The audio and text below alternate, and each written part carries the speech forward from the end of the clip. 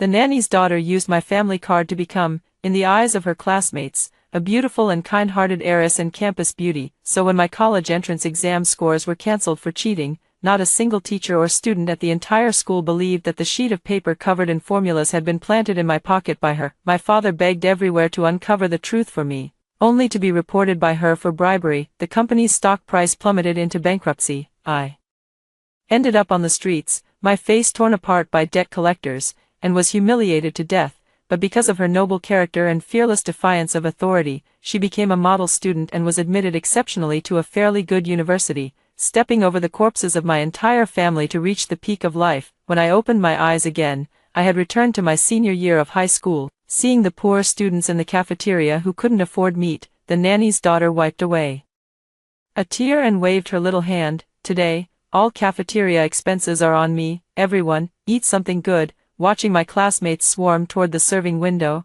I quickly unlinked the family card. Whoever wants to be this sucker can go ahead. I'm done playing the fool. 1. Miss Lin is treating us again. Come on, everyone, hurry up.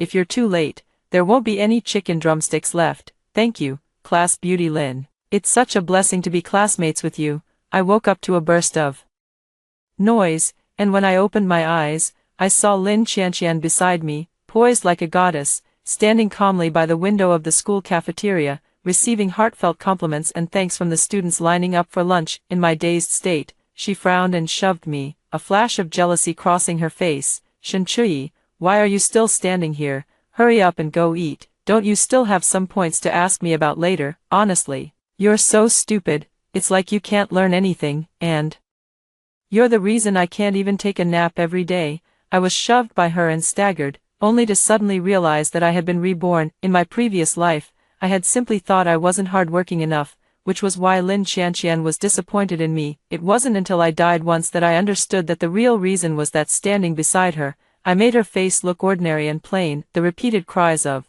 school beauty turned out to be nothing more than a joke. Clearly, at this point, Lin Qianqian had already forgotten that she was merely the daughter of my family's maid. Swept away by all those heartfelt compliments, she also had no idea that the tutoring fee I gave her every month was enough for me to hire 100 top-tier tutors. Yet instead, as things were now, I asked her just 2 questions and still got scolded by her. Remembering my miserable death in my past life, I unlinked the family card I had given her. Lin Qianqian, this time, just enjoy the life you deserve, too.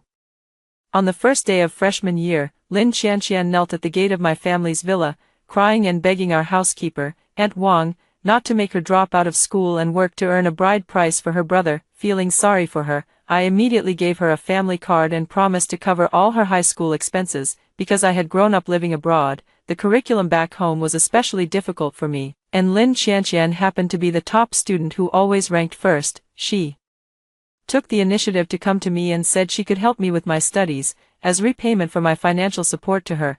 But she begged me not to tell my classmates that her mother was a maid. I gladly agreed. When I realized that I couldn't understand a word of what Lin Qianqian was saying, I once thought about hiring a tutor, but every time, she would blame me for having such a weak foundation and say it would be the same no matter who came to teach me. Then she would tearfully ask me whether I regretted supporting her. No matter how I explained it, it was useless. Only when I agreed not to hire a tutor would she finally smile. Now that I think about it, it wasn't that she couldn't explain it clearly, she simply didn't want me to understand. In my previous life, because I had no parental guidance, and because Lin Qianqian deliberately obstructed me on the path of studying, it took me a full 2 years just to barely catch up with most of the classmates in my class. During that time, Lin Qianqian kept using my card to sponsor poor students, no different from a money-spending deity. Because she was so generous, she was liked by everyone at school. Although she looked ordinary, she was still called the wealthy school beauty by her classmates, and she was the center of attention wherever she went. Then one month, she had used up the entire 100,000 limit. With red-rimmed eyes, Lin Qianqian came to me and said that the money I gave her wasn't enough. I was stunned. She cried and said she had not eaten for 3 days, swore that she had not been spending money recklessly, and that it was because she came from a poor family, so she couldn't bear to see her classmates suffer. Although I didn't understand, I still raised her limit to 200,000. If what she said was true, and this money could help her classmates fill their stomachs, then why shouldn't I do it? In my final year of high school, my grades made a dramatic leap. I had thought I could get into a decent university, but on the day of the college entrance exam, she slipped a paper full of formulas into my bag that was torn out of my notebook by her. I never imagined that, after 3 years, I would end up raising such an ungrateful wolf. She ruined my future, and because of her usual acts of kindness, all the students in the school became her witnesses. My dad begged people everywhere in order to help me uncover the truth, but Aunt Wang, her mother, recorded a video and reported him for bribery. My family went bankrupt, and my father was imprisoned for investigation. I was also disfigured by debt collectors and humiliated to death. I vaguely remember that before I died, that man whispered in my ear,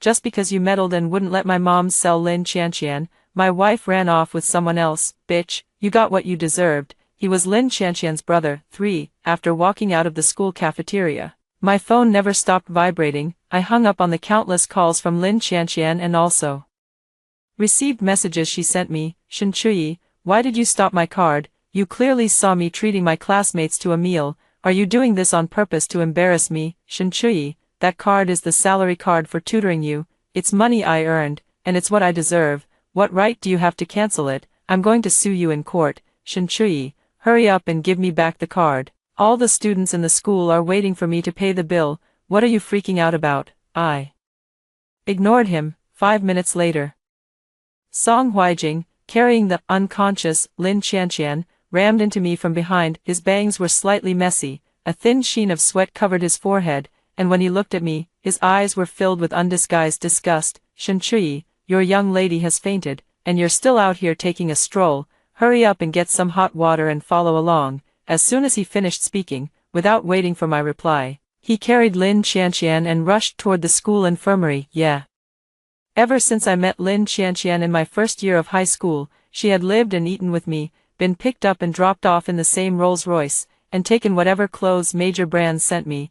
As long as she liked them, I had never once said no. Combined with the fact that I'd always kept a low profile, many classmates had asked Lin Qianqian about my identity. With her vague and evasive answers, I was firmly cast as the maid's daughter. Some people even disliked me because they thought I wasn't humble enough in the way I treated Lin Qianqian, accusing me of being ungrateful, especially Song Huijing. He said that when he confessed to me in our first year of high school, he had simply misjudged me, that it was the most regrettable and disgusting thing he had ever done in his life. That day, just because someone told him, when he was confessing his feelings, that I was the daughter of the maid in Lin Qianqian's family, he looked as though he'd swallowed a fly in that instant, his face turning green with rage. Under everyone's mockery, he even lashed out in anger and hit me.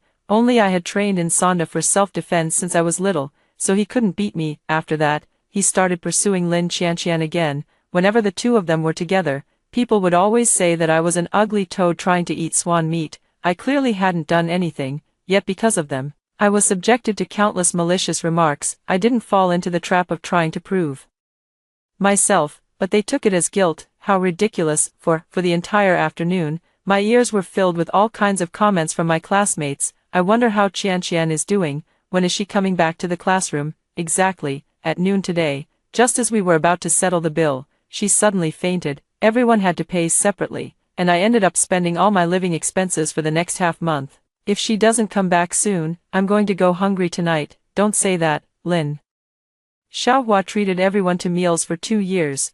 When has she ever defaulted on a bill? Don't go learning from Shen Chui and forgetting kindness for favors." Caught off guard by being mentioned, I, who had originally been buried in my homework, looked over at Li Duoer, the one who had said that she was Lin Qianqian's #1 bootlicker, and every now and then she managed to scavenge a couple of old clothes that Lin Qianqian had discarded, like the out-of-season Chanel she was wearing now. Seeing the hostility in my gaze, Li Duoer jabbed a finger at me imperiously. "I'm talking to you, little nanny. Hurry up and go to the infirmary to see what's going on with your young lady. If she's really sick, call your mom over too to take care of her. Are you really just eating and drinking for free in someone else's house? How shameless." I put down the pen in my hand. "Lin Qianqian said I'm her nanny." I didn't. Before Li Duoer could roll her eyes and say anything, Lin Qianqian, supported by Song Huijing at the classroom door, hurriedly explained, "Chu Yi, how could I ever tell everyone that you're my nanny?" Her face was deathly pale, and she bit her lower lip with a wounded look, as if she were about to cry if I didn't believe her. Angry, Song Huijing handed the weak Lin Qianqian over to Li Duoer beside him. then rushed over and kicked over my desk. Shen Chui, what's wrong with you? Qian has been considerate of your pride and has never told the other classmates that you're her family's maid, and now you go too far, taking advantage of it and trying to put on a show of a scheming servant bullying her master. You're really asking for a beating. Looking at the books scattered all over the floor, and my freshly written exam paper trampled under Song Huijing's feet with several huge footprints left on it, I was trembling with anger. Song Huijing, pick it up and wipe it clean for me. Seeing this, Lin Qianqian was also startled. Huijing, even if you're worried about me, you can't treat Qi like this. She's our classmate. What you're doing is wrong. Right after that, she turned to look at me. Chui, don't blame Huijing either. He was just too worried and panicked. Luckily you weren't hurt either, so let's let this matter end here. I guarantee he won't do it again next time. As soon as she finished speaking, Song Huijing, ignoring the mess all over the floor, let out a cold snort at me and was about to leave. I kicked him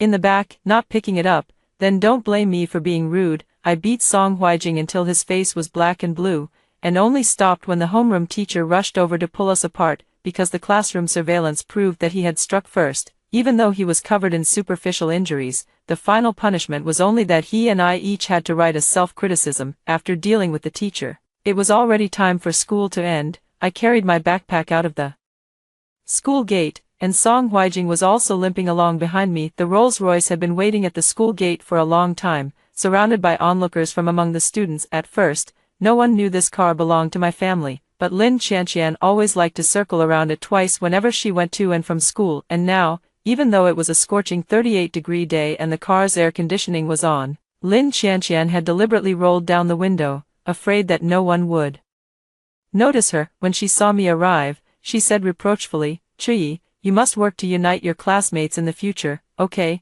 Didn't Uncle Shen always teach you to keep a low profile? Promise me you'll never use your influence to bully others like this again, okay? Through the rearview mirror, I saw the driver nod in deep agreement. As expected, as long as I'm not around, Lin Qianqian will seize every opportunity to badmouth me. I looked at her hypocritical, insincere expression and said coldly, get out of the car. Lin Qianqian froze for a moment, then forced an awkward fake smile. Chui, what did you say? I smiled faintly. I said, get out of the car. 5. Lin Qianqian asked unwillingly, do you want to sit on my side today? Then I'll let you. I shook my head. No, I want you to get out of my car. From now on, you're not living in my house either. In an instant, Lin Qianqian's little face turned deathly pale. My voice wasn't very loud, so the onlookers nearby couldn't hear clearly and were still chattering among themselves.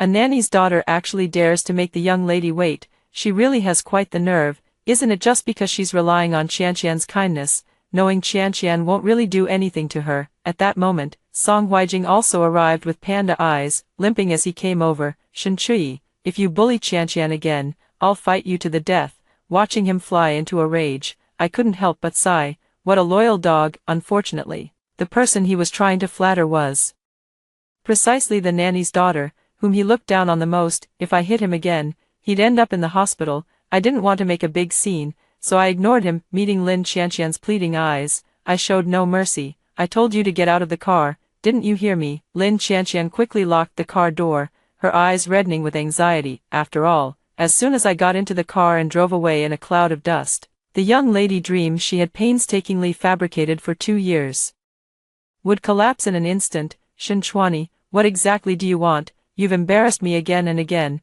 Do you really think I'm easy to bully? Just because my mom is a maid, you can bully me at will. Don't forget, I'm still your tutor. Not wanting to talk to her any longer, I looked at driver's son in the driver's seat. Uncle Sun, please open the car door and help me pull her out. Sun Shu glanced at Lin Qianqian in the back seat, who was crying so hard she was gasping for breath, and said in a difficult tone, Miss, it's best to let bygones be bygones. Miss Lin is already pitiful enough. I was shocked by Lin Qianqian's brainwashing skills. She had even gotten to my family's driver. The next second, Lin Qianqian suddenly broke down in tears and wailed, Uncle Sun, please, drive the car away. Okay, I can't take it anymore. Shen Chui is trying to force me to my death.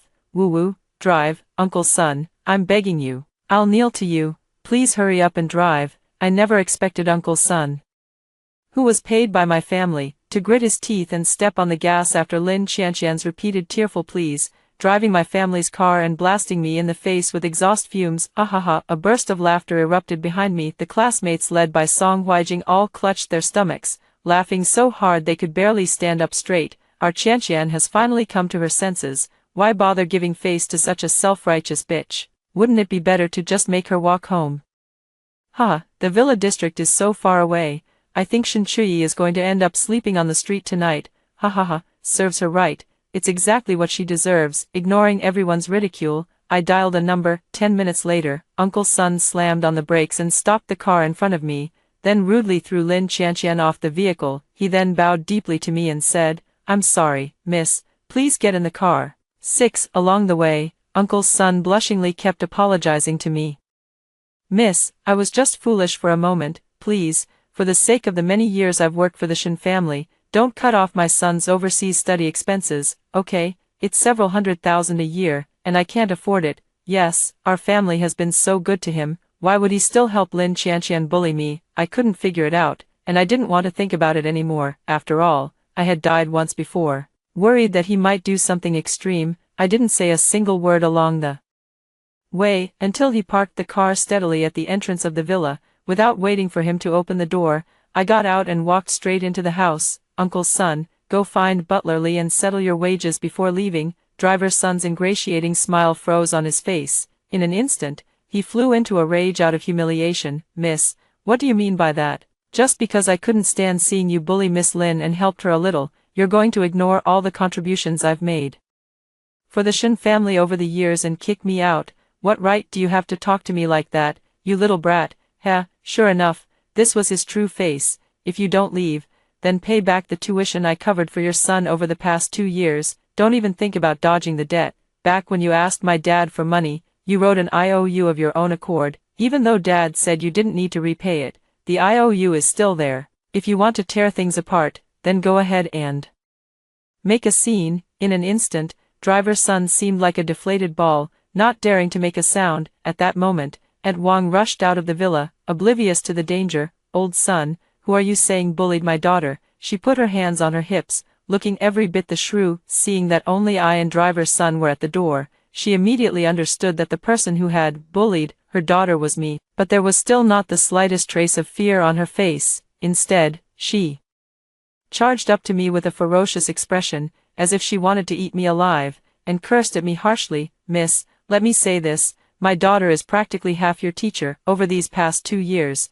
with her help, your grades have improved quite a bit, haven't they? Didn't President Shen praise you every time he came back? Isn't all of that thanks to my daughter? And now what do you mean by this? Trying to bite the hand that feeds you? Bullying my daughter and still wanting to fire old Sun, who acted bravely to help others? Some people are simply not fit to be human." Once again, I sighed at how, in my previous life, I had been so overflowing with sympathy that I took in such a den of snakes, insects, rats, and mice. Looking at Aunt Wang's sharp, mean face, I gave a cold laugh. "I'm not only going to fire Driver Sun, I'm firing you too, today, right now." 7. The next second, Aunt Wang threw herself onto the floor and rolled around while crying, "There's no justice, someone come and judge this for me." For the past 2 years, Lin Qianqian had been living in the guest room of my house, and her daily life was at the same level as mine. It seemed that everyone, because of my kindness, had silently treated her as the second young lady of the Shen family. Even Aunt Wang, when in front of the other servants at home, also carried herself as if she were above them. All the dirty, hard, unpleasant jobs are always pushed onto others, now that she's fallen on hard times, of course.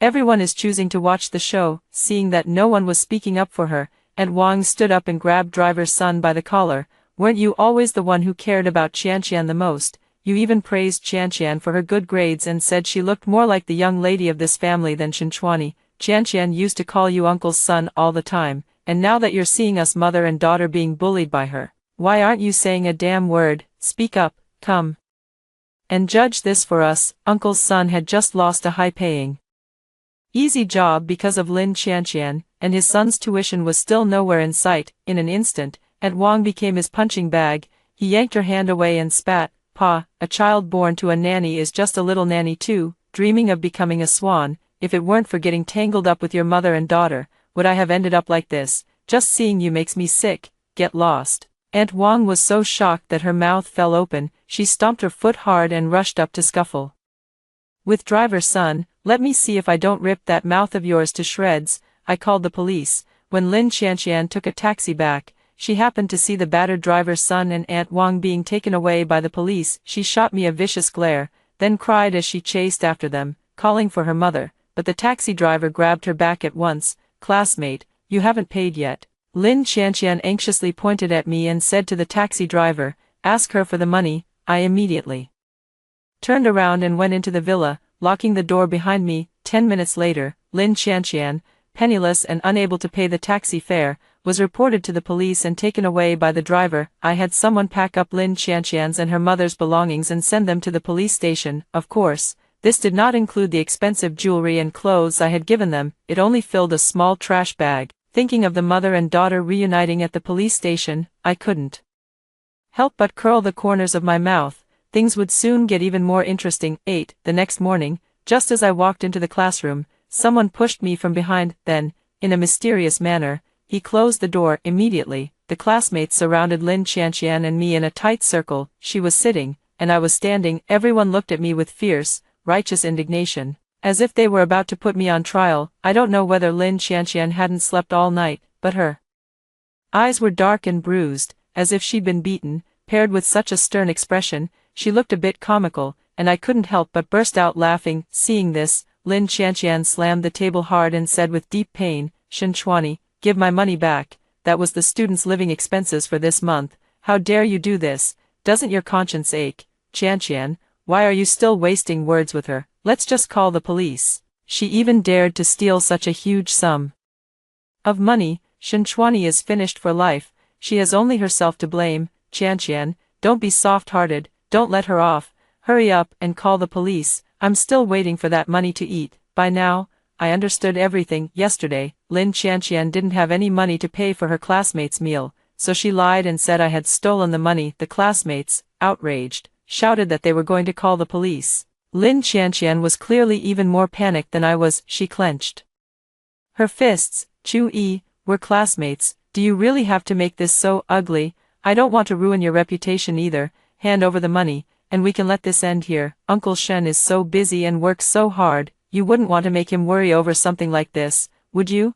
I shrugged nonchalantly. "Go ahead and call the police. Sounds great. Shen Chu-yi, you really don't know what's good for you. I'm calling the police right now." Li Duo fumed as she pulled out her phone, clearly determined to ruin my reputation. The next second, Lin Qianqian snatched the phone from her and smashed it to the ground. "Li Duo, what are you causing a scene for? I already said it. Everyone here is a classmate. We just need Shen Chuyi to hand over the money. Don't make a big deal out of it. If this blows up, it won't do anyone any good. Why can't you understand that?" But that was my new phone. I saved up my pocket money for a whole year to buy it. Li Duo looked at the shattered phone on the ground, stomping her feet in panic as tears poured down her face. She asked Lin Qianqian miserably, "Wah, Qianqian, my phone's broken. What do I do?" Lin Qianqian sighed and said to me in a solemn, earnest tone, "Shen Chu-yi, are you satisfied now? Don't let more people get hurt because of you. Hurry up and pay Lin Duo back." I was so shocked that I raised an eyebrow. "Lin Qianqian,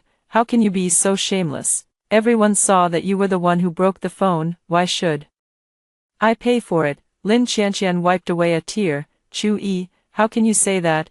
I did it all for you. I only snatched the phone because I was afraid Duo would call the police and you'd be taken away by them. How can you accuse me like this?" I finally understood that no matter how long I kept arguing with her, this matter would never be made clear, so I helped her call the police. This time, no matter how much she cried and wailed, it was useless. 9. The police arrived quickly. Lin Qianqian sat there in a daze, her face as pale as paper. No matter how the police questioned her, she didn't say a word. The classmates were extremely anxious. Song Huijing stood behind Lin Qianqian. "Qianqian, you're just too kind. Don't keep worrying about hurting Shen Chuyi's reputation. She stole 200,000 from you, so she should go to jail. A rotten apple like her will only hurt others if she stays in the class. Just think of it as doing everyone a favor." "Okay, tell the police quickly." When the police heard the amount was 200,000, their faces immediately darkened, and they were about to take me and Lin Qianqian back to the station for questioning. I didn't care at all, but Lin Qianqian burst into tears. "No, she didn't take my money. After saying that, she ran off. The classmates all stared in shock, mouths agape.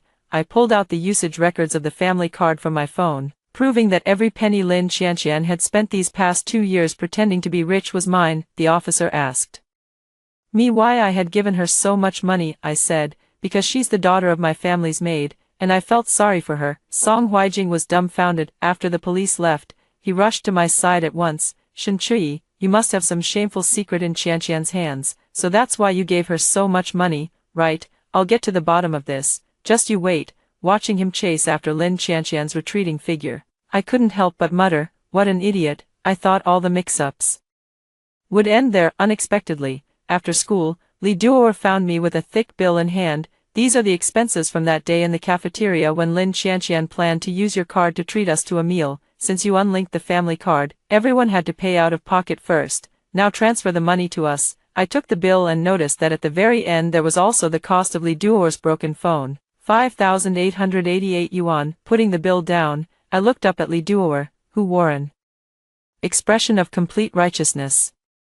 Do I really look that much like a sucker? Seeing that I was unwilling to give her the money, Li Duo'er immediately treated it like a major crisis and pushed the bill on the table toward me again. You're just not as good as Qianqian, you black-hearted profiteer. When Qianqian had money, she was willing to treat everyone to a meal, so why are you so selfish when the money is in your hands? Looking at her ugly face, I was reminded of my previous life, when I was framed for cheating on the college entrance exam and then my dad was falsely imprisoned. The major media rushed to report it. My identity was exposed, and all my classmates found out that for those 3 years, every meal Lin Qianqian treated them to was paid for with my money, but they still felt no gratitude toward me at all. Instead, they praised Lin Qianqian for doing the right thing, as if she were some heroic girl who robbed the rich to help the poor. Seeing that I still said nothing, Li Duo'er stomped her foot in frustration. Shen Chui, just tell me whether you're giving me the money or not. No, fine, just you wait.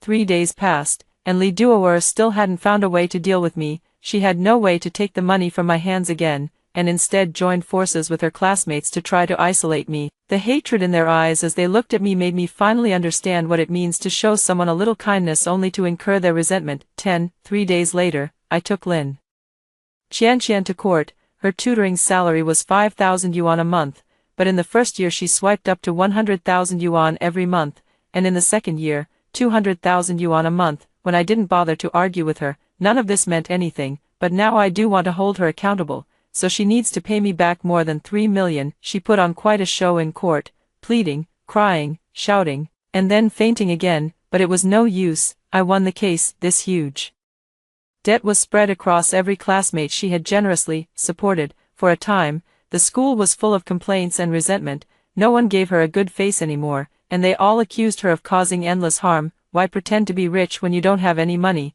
Where am I supposed to find 70 or 80,000 to pay back? Shen Chui, have you heard? Some people don't have to repay the money. Those who didn't follow Li Duo'er in isolating Shen Chui basically don't have to pay it back. Is it still in time if I go be friends with Shen Chui now?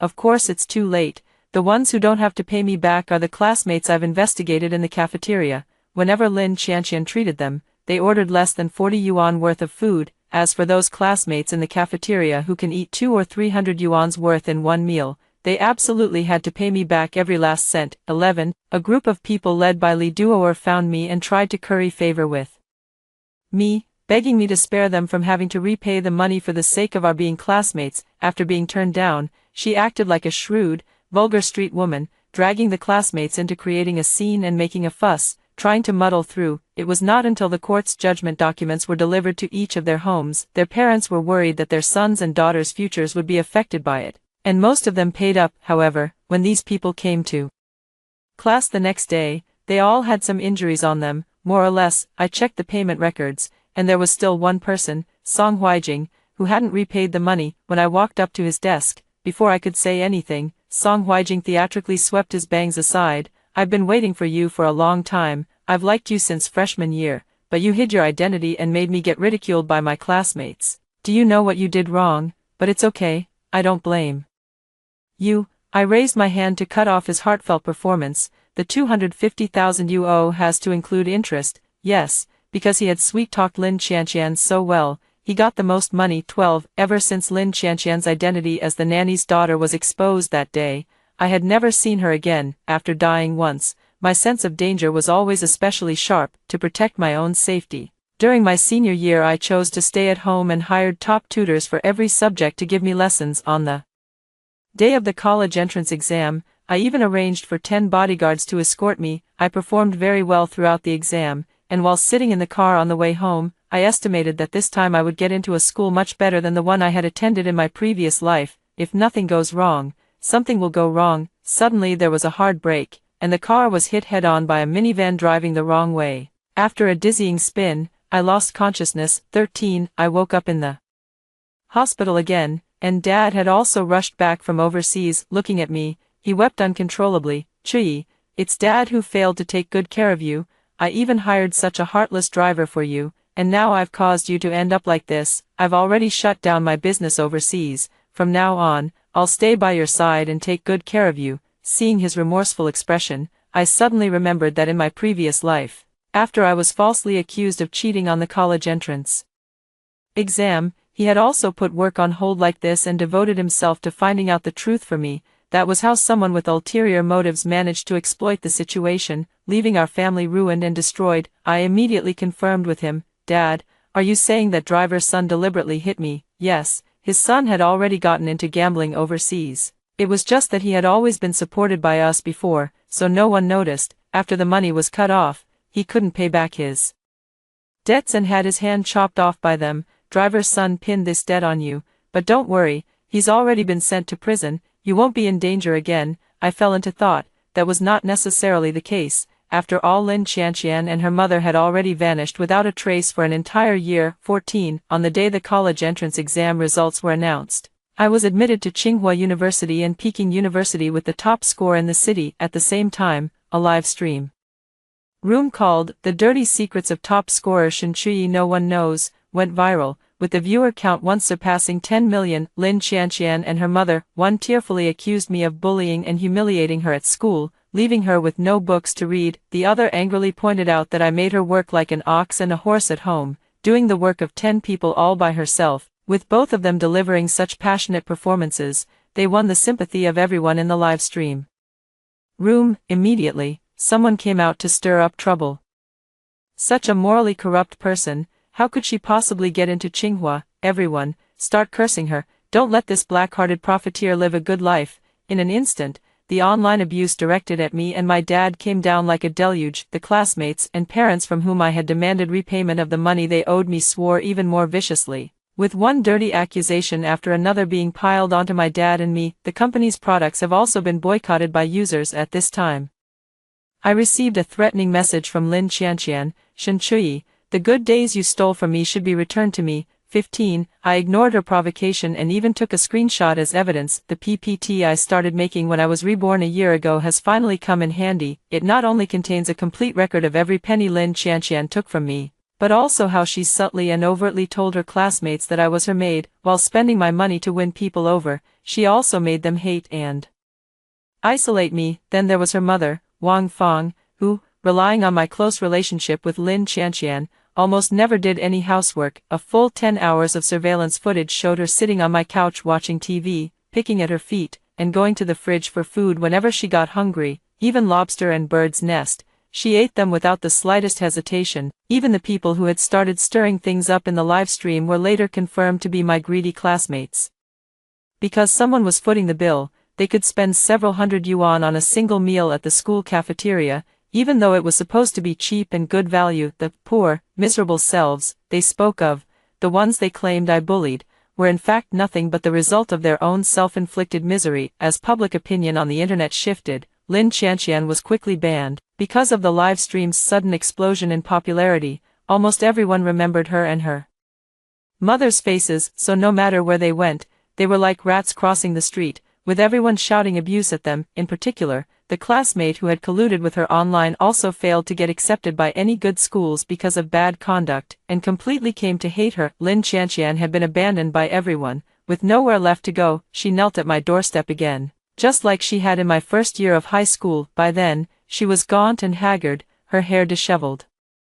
Dressed in shabby, drab clothes, she was no longer the arrogant, overbearing girl she had once been. Chu-yi, I was wrong, can you please save me? My mom wants to sell me to the old blind man in the village, I'll be beaten to death. And this time, I didn't let my sympathy get the better of me either. I felt she had it coming. I shook off her hand and coldly threw back one line, what the hell does that have to do with me? Her appearance reminded me that I had overlooked one person as well, her brother, Lin Long. I immediately had a detective look into Lin Long's recent situation and found that, just as in my previous life, he was an enforcer for a debt collection company. Digging further, I found that he had incurred a huge gambling debt back in his hometown and had come here to hide from his creditors, so I immediately had someone inform his creditors of his whereabouts. Evil deeds call for evil hands. Later, it was said that Lin Long had his legs broken by someone and was lying at home, unable to move. Only Wang Fong could stay by his side to take care of him. With the family having lost all sources of income, Lin Qianqian was quickly sold by Wang Fong to the old blind man. She was beaten every day,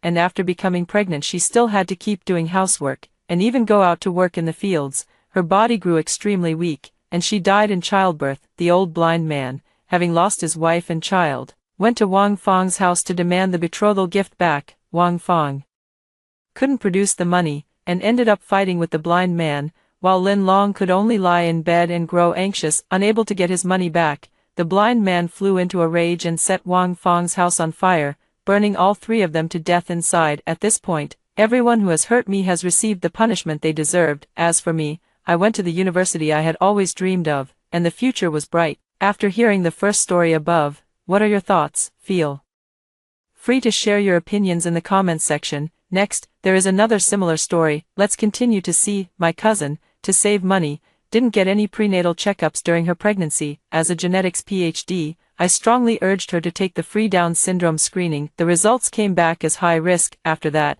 my cousin had an induced abortion, and a year later, she gave birth to a healthy child. As my nephew grew up and became exhausted from the constant pressure, my cousin would always tell him, you originally had an older brother, destined for wealth and prosperity beyond measure. You could have worked 20 years less. It was your aunt who brought him misfortune and caused him to be gone. From then on, my nephew held a grudge against me for years, eventually poisoning me to death. After being reborn, I returned to the day my cousin said she wouldn't go for the prenatal checkup. This time, I nodded and said, you're right, sister, I was reborn. Back to the day my cousin confirmed her pregnancy. During the New Year's Eve dinner, she leaned in her husband's arms, happily stroking her belly and showing off her slightly protruding abdomen. She said she had a feeling when her period was delayed, so she waited until her belly showed before going to the hospital for a B ultrasound, which confirmed she was 14 weeks pregnant. The relatives were puzzled and asked why she didn't confirm it earlier. She raised an eyebrow and spoke proudly, the master said that I am destined to give birth to a noble son this year, with a life blessed by gold and overflowing wealth. This is all obvious, so there's no need to rush to confirm it. The relatives were left speechless, and it took someone a while to finally blurt out, since you're in the second trimester, you can go to the hospital to register and have prenatal checkups. Little did they know, she clicked her tongue dismissively and sneered, I'm not going for any prenatal checkups, it's all just a scam by hospitals to make money. The master said my son will definitely be healthy and live a long life, so why would I need checkups? As she spoke, she patted me, who was sitting on her right, and said, right, Xiaoxia, you're well educated, so you must know what prenatal checkups are all about. I was startled by her pat, a shiver running through my body. Yes, it was the same in my previous life. As a PhD in genetics, I had already secured a teaching position at the university and was well aware of the wonders and complexities of genes. Even perfectly healthy parents, after undergoing comprehensive prenatal checkups and genetic screenings, may not be able to detect all potential issues, and there remains a small chance of giving birth to an unhealthy child. But prenatal checkups can screen out high-probability issues as much as possible. The state promotes eugenics and better child rearing, and prenatal checkups are a crucial part of this. After all, for a family, the probability of giving birth to a child with problems is either 0% or 100%. If it happens, it will be a lifelong source of pain for both the child and the parents. My cousin and I grew up together, and we were very close as children. However, as we got older, our views became increasingly different, and our ideas completely diverged. In my previous life, out of childhood affection and reverence for biology, I earnestly advised her to get prenatal checkups and not to save those few $1,000s. If everything is fine, Then everyone will be happy, and it can be considered as buying. Insurance relatives also agreed, and finally, my aunt made the final decision. My cousin and her husband then decided to register and get prenatal checkups after the new year. My cousin's Down syndrome screening came back high risk, and the doctor recommended amniocentesis for further screening. My cousin didn't take it seriously, still believing the screening was inaccurate, and thought amniocentesis was too expensive and risky, so she refused to do it, this time, before I could even persuade her. My aunt dragged her to get the amniocentesis done, and it was confirmed that the baby in my cousin's womb had trisomy 21, also known as Down syndrome. My cousin's husband didn't want the child, so my cousin eventually had an induced abortion. Soon after, she became pregnant with her second child, and a year later, she gave birth to a healthy son, but my cousin has always been attached to the previous child, and from then on, there was a rift between the couple. They divorced when my nephew was 2 years old. After that, my cousin raised the child alone. Whenever she felt it was tough, or when my nephew felt exhausted from studying or working, she would tell him, "You originally had an older brother." The master said that child had a fortunate fate, destined for a life of wealth and leisure, able to enjoy immense riches without having to work hard. You could have relied on your brother to save 20 years of struggle. It was all because your aunt hindered your brother, causing him to fall ill and pass away. My cousin has held a grudge against me ever since. When he came to my school dormitory to ask me to revise his thesis, he poisoned me with chemicals stolen from the laboratory. The suspect couldn't be more obvious, but my parents passed away early, and my only relatives are my uncle and grandmother. They signed a letter of understanding, and my cousin's son was only given a light sentence of 5 years. After he gets out, he'll still have a bright future ahead of him.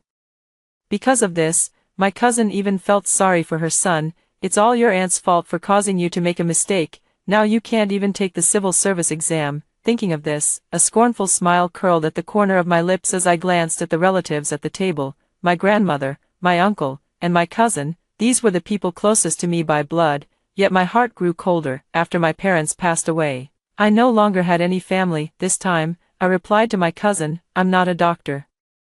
And I'm not married, so I don't know what prenatal checkups are like. However, a mother would never harm her own child. It's best for you to decide for yourself, sister." My cousin was very pleased and put away the phone that her husband had intended to use to schedule an appointment with the obstetrics department. "Xiaxia is right, I would never harm my son. The master said he is healthy and destined for a life of leisure and prosperity, so it must be true." "Yes, a wealthy idler." "Let me see what kind of wealthy idler Tang Bao is." After the new year, my cousin has been staying at home to rest during her pregnancy, not doing any housework or exercising, and eating rich, meat-heavy meals every day. Occasionally, she would bring back incense ash from the temple, saying that soaking it in rootless water could help stabilize the pregnancy and bring blessings to the child. This is what the master taught him. To add another blessing to this precious child, my uncle called me, asking me to persuade my cousin, saying that incense ash is so dirty, how can she eat it? What if it harms the child? I remembered in my previous life,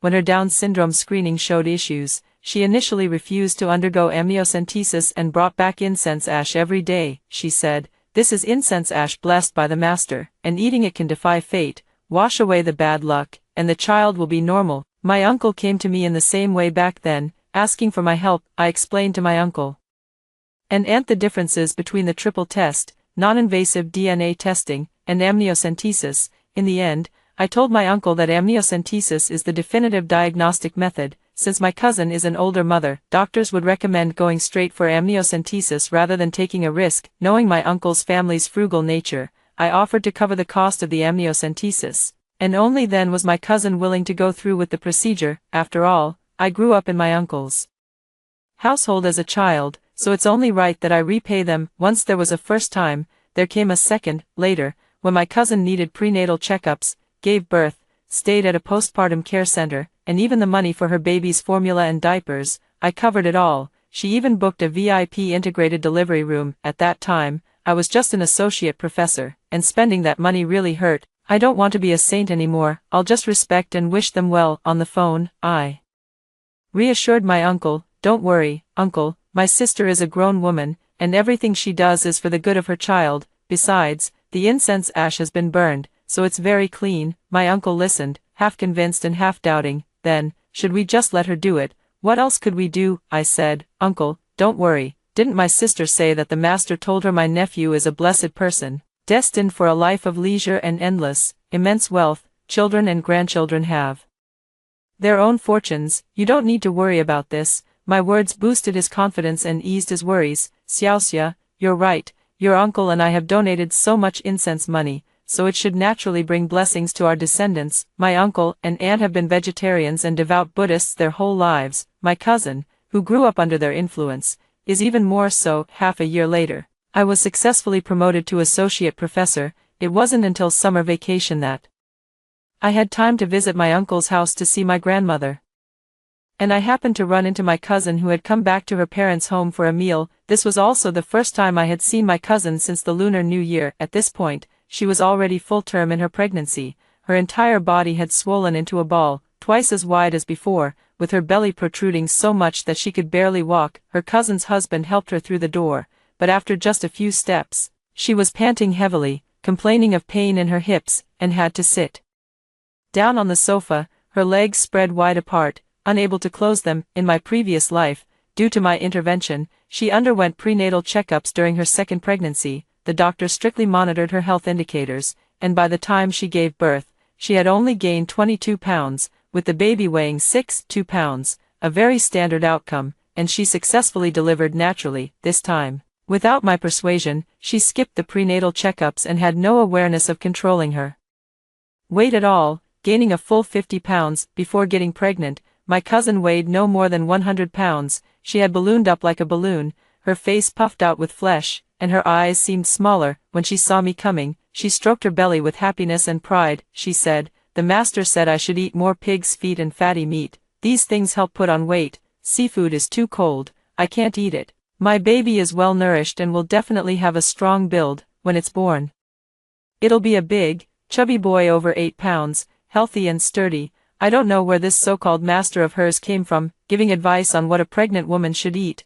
It must be a big, chubby boy, I replied absent-mindedly, looking at her frighteningly swollen belly. I deeply suspected it was more than just an 8-pound-plus big, chubby boy. However, for my cousin's wife, having a macrosomic baby was already the easiest hurdle to overcome. Halfway through dinner, my cousin's chopsticks fell to the floor. She clutched her stomach, her face pale as she cried out in pain, her voice growing more and more heart-wrenching with each scream. Uncle and cousin-in-law, one driving and the other fetching the maternity bag, the whole family sent my cousin to the nearest maternity and child hospital. I casually glanced at the so-called maternity bag my cousin had prepared and was instantly stunned. Inside, there were no small cans of formula, diapers, or maternity pads, but a stack of the cheapest toilet paper and cloth cut from old clothes, likely intended to be used as diapers for the baby. I drove my own car and rushed over as well. In the emergency hall, the doctors were just learning about my cousin's situation. Since the expectant mother was not from their hospital's records, the doctors proceeded with routine inquiries. As soon as they learned that the cousin had never undergone any prenatal checkups and had gained so much weight, the doctors' expressions changed instantly. However, since she had already been admitted through the emergency department, and they were a maternal and child hospital, with the expectant mother experiencing regular contractions and at risk of her water breaking at any moment, they had no choice but to grit their teeth and accept her. The obstetrician on night duty suggested performing an ultrasound first before sending her to the delivery room. My cousin was sweating profusely from the pain, yet she still had the energy to shout, "No, I won't do the ultrasound." I knew she was reluctant to spend those few extra dollars, so I stood by without saying a word. After she was taken to the delivery room, the doctor performed an examination and, through my cousin's thick belly, struggled to estimate the baby's size by hand. He said, "You've gained 50 pounds during your pregnancy, so the baby is likely oversized. How about we go straight for a C-section?" The others stood by in stunned silence, and my aunt asked, "Isn't a C-section bad for the baby?" As soon as she finished speaking, my cousin shouted, "No C-section, babies who haven't been squeezed through the birth canal aren't smart, don't even think about trying to scam my money." I quietly walked to the door of the delivery room, pretending not to know them. The doctor was left with no choice. After confirming that her cervix was dilated 2 centimeters, he followed the procedure and asked, "The anesthesiologist can come now. Do you want an epidural?" My aunt whispered. "What is painless?" My cousin gritted her teeth and refused. "You quacks, just trying to scam my money. What good could anesthesia be? What if it hurts my son's brain? Get out." after being cursed like that, the doctor lost all patience, clicked his tongue lightly, and left. After that, only my cousin's occasional moans remained in the delivery room. I yawned, said goodbye to my uncle, and went back to the hotel to sleep. Early the next morning, I went to the hospital again to see what was happening. It turned out that my cousin had been in pain all night and still hadn't given birth. Later, she was in so much pain that she no longer had the strength to cry out, just muttering something with a pale face. I lowered my head to listen and heard her saying, "May the Master bless me, and may the child be born safely." At noon, my cousin was finally about to give birth, but the process was extremely harrowing. The baby was in a breech position, with the buttocks down. It is said that when my cousin was about to give birth, the midwife finally felt the baby's position through the thick layer of belly fat and immediately changed her expression, calling for a doctor. This time, no matter how much she resisted, after her husband signed the consent form, my cousin was immediately taken for a cesarean section. The result was the birth of a supersized baby weighing 9 pounds and 8 ounces. As for my cousin, with a massive wound on her abdomen and postpartum hemorrhage, she stayed in the hospital for a week before worrying about the cost and requesting to be discharged. No matter how much I hate them for how they treated me in my past life, I still feel a bit sorry for my cousin. As a woman myself, I can empathize with the pain that only women have to endure, but she didn't seem to feel any pain at all. On the way home from the hospital, she held the baby and kept complaining non-stop about how the doctor had cheated her out of a lot of money. My uncle's family isn't particularly well off, but hearing her speak with such vigor, they chimed in to support her. I sat by her side, watching the chubby nephew in her arms, who weighed over 10 pounds, with his upward slanting, outward tilted eye slits and flat nose bridge, silently sighing in my heart. Amniocentesis truly is the gold standard. The nephew with Down syndrome, whom I never met in my previous life, I finally saw in this one. Seeing the well-behaved, sleeping baby, I began to feel heartache for the child's future life. After giving birth to a son, my cousin devoted herself entirely to the child. In her previous life, because I was the one footing the bill, she only needed to rest and breastfeed at the postpartum care center, without having to hold or soothe the baby. Her postpartum recovery was very comfortable, and her body recovered well. After the postpartum period, she basically returned to her pre-pregnancy state, with a rosy complexion and full of energy. Of course, this time I won't be the one footing the bill, so my cousin stayed at her parents' house for her postpartum confinement, with my aunt taking care of her while she looked after the baby herself. I bought 2 packs of diapers to visit my little nephew. I felt genuinely sorry for the little guy.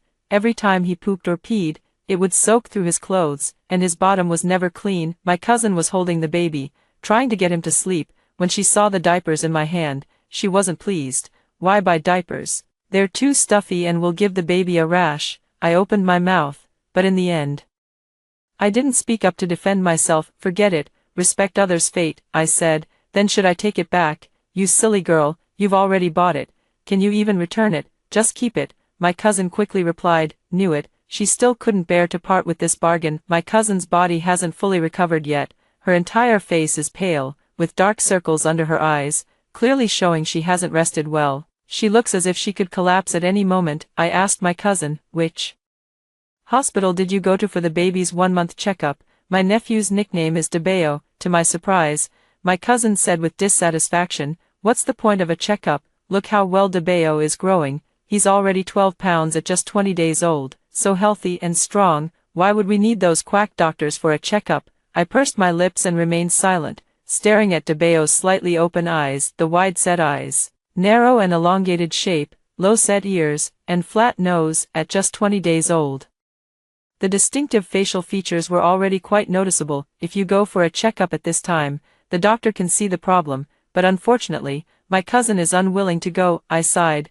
not for her, but for the poor innocent child. DeBeo grew very quickly, and his physique was indeed as strong as my cousin had said. By the time he was over 5 months old, DeBeo's peculiarities had become quite obvious. DeBeo's development is slower than that of ordinary children, with delayed movements and reactions. When adults try to engage him, he only responds with a silly smile, not to mention his increasingly noticeable Down syndrome features. My cousin took him to play in the neighborhood, where other parents gathered to chat and interact. The other parents, upon seeing DeBeo's appearance, froze with stiff expressions, hesitating to speak. My cousin grabbed DeBeo's hand and waved it, saying, "Say hello to Auntie. Look, our DeBeo is so smart, he smiles when he sees you." "Ah, Yes, indeed.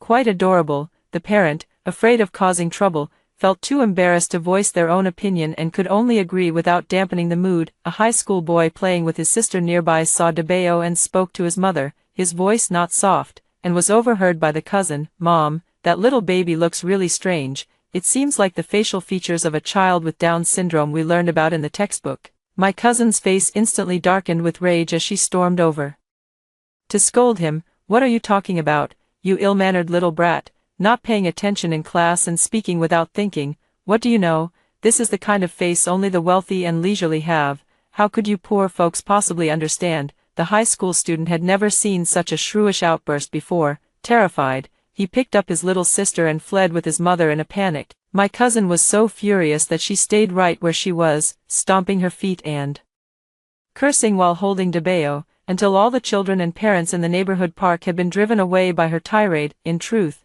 over the past few months, the family had all noticed something strange about DeBeo. Although the child is growing well in height and weight, the development of the limbs is not ideal, and both the appearance and the gaze are quite unusual. My uncle secretly called me about this, asking if we should take DeBeo to the hospital while my cousin wasn't around. I said, "Cousin is DeBeo's mother, and she knows him best. Don't worry, uncle, let's not interfere too much." Later, my cousin was upset all day, and when her husband came home, she told him about the incident. My brother-in-law's face was pale, his gaze unfocused. After a long silence, he finally said, "Honey, actually, I've had this feeling for a long time." My cousin was stunned. "What? Let's take DeBeo to the hospital for a checkup." As he finished speaking, my brother-in-law's eyes welled up with tears over whether to take DeBeo to the hospital for a checkup.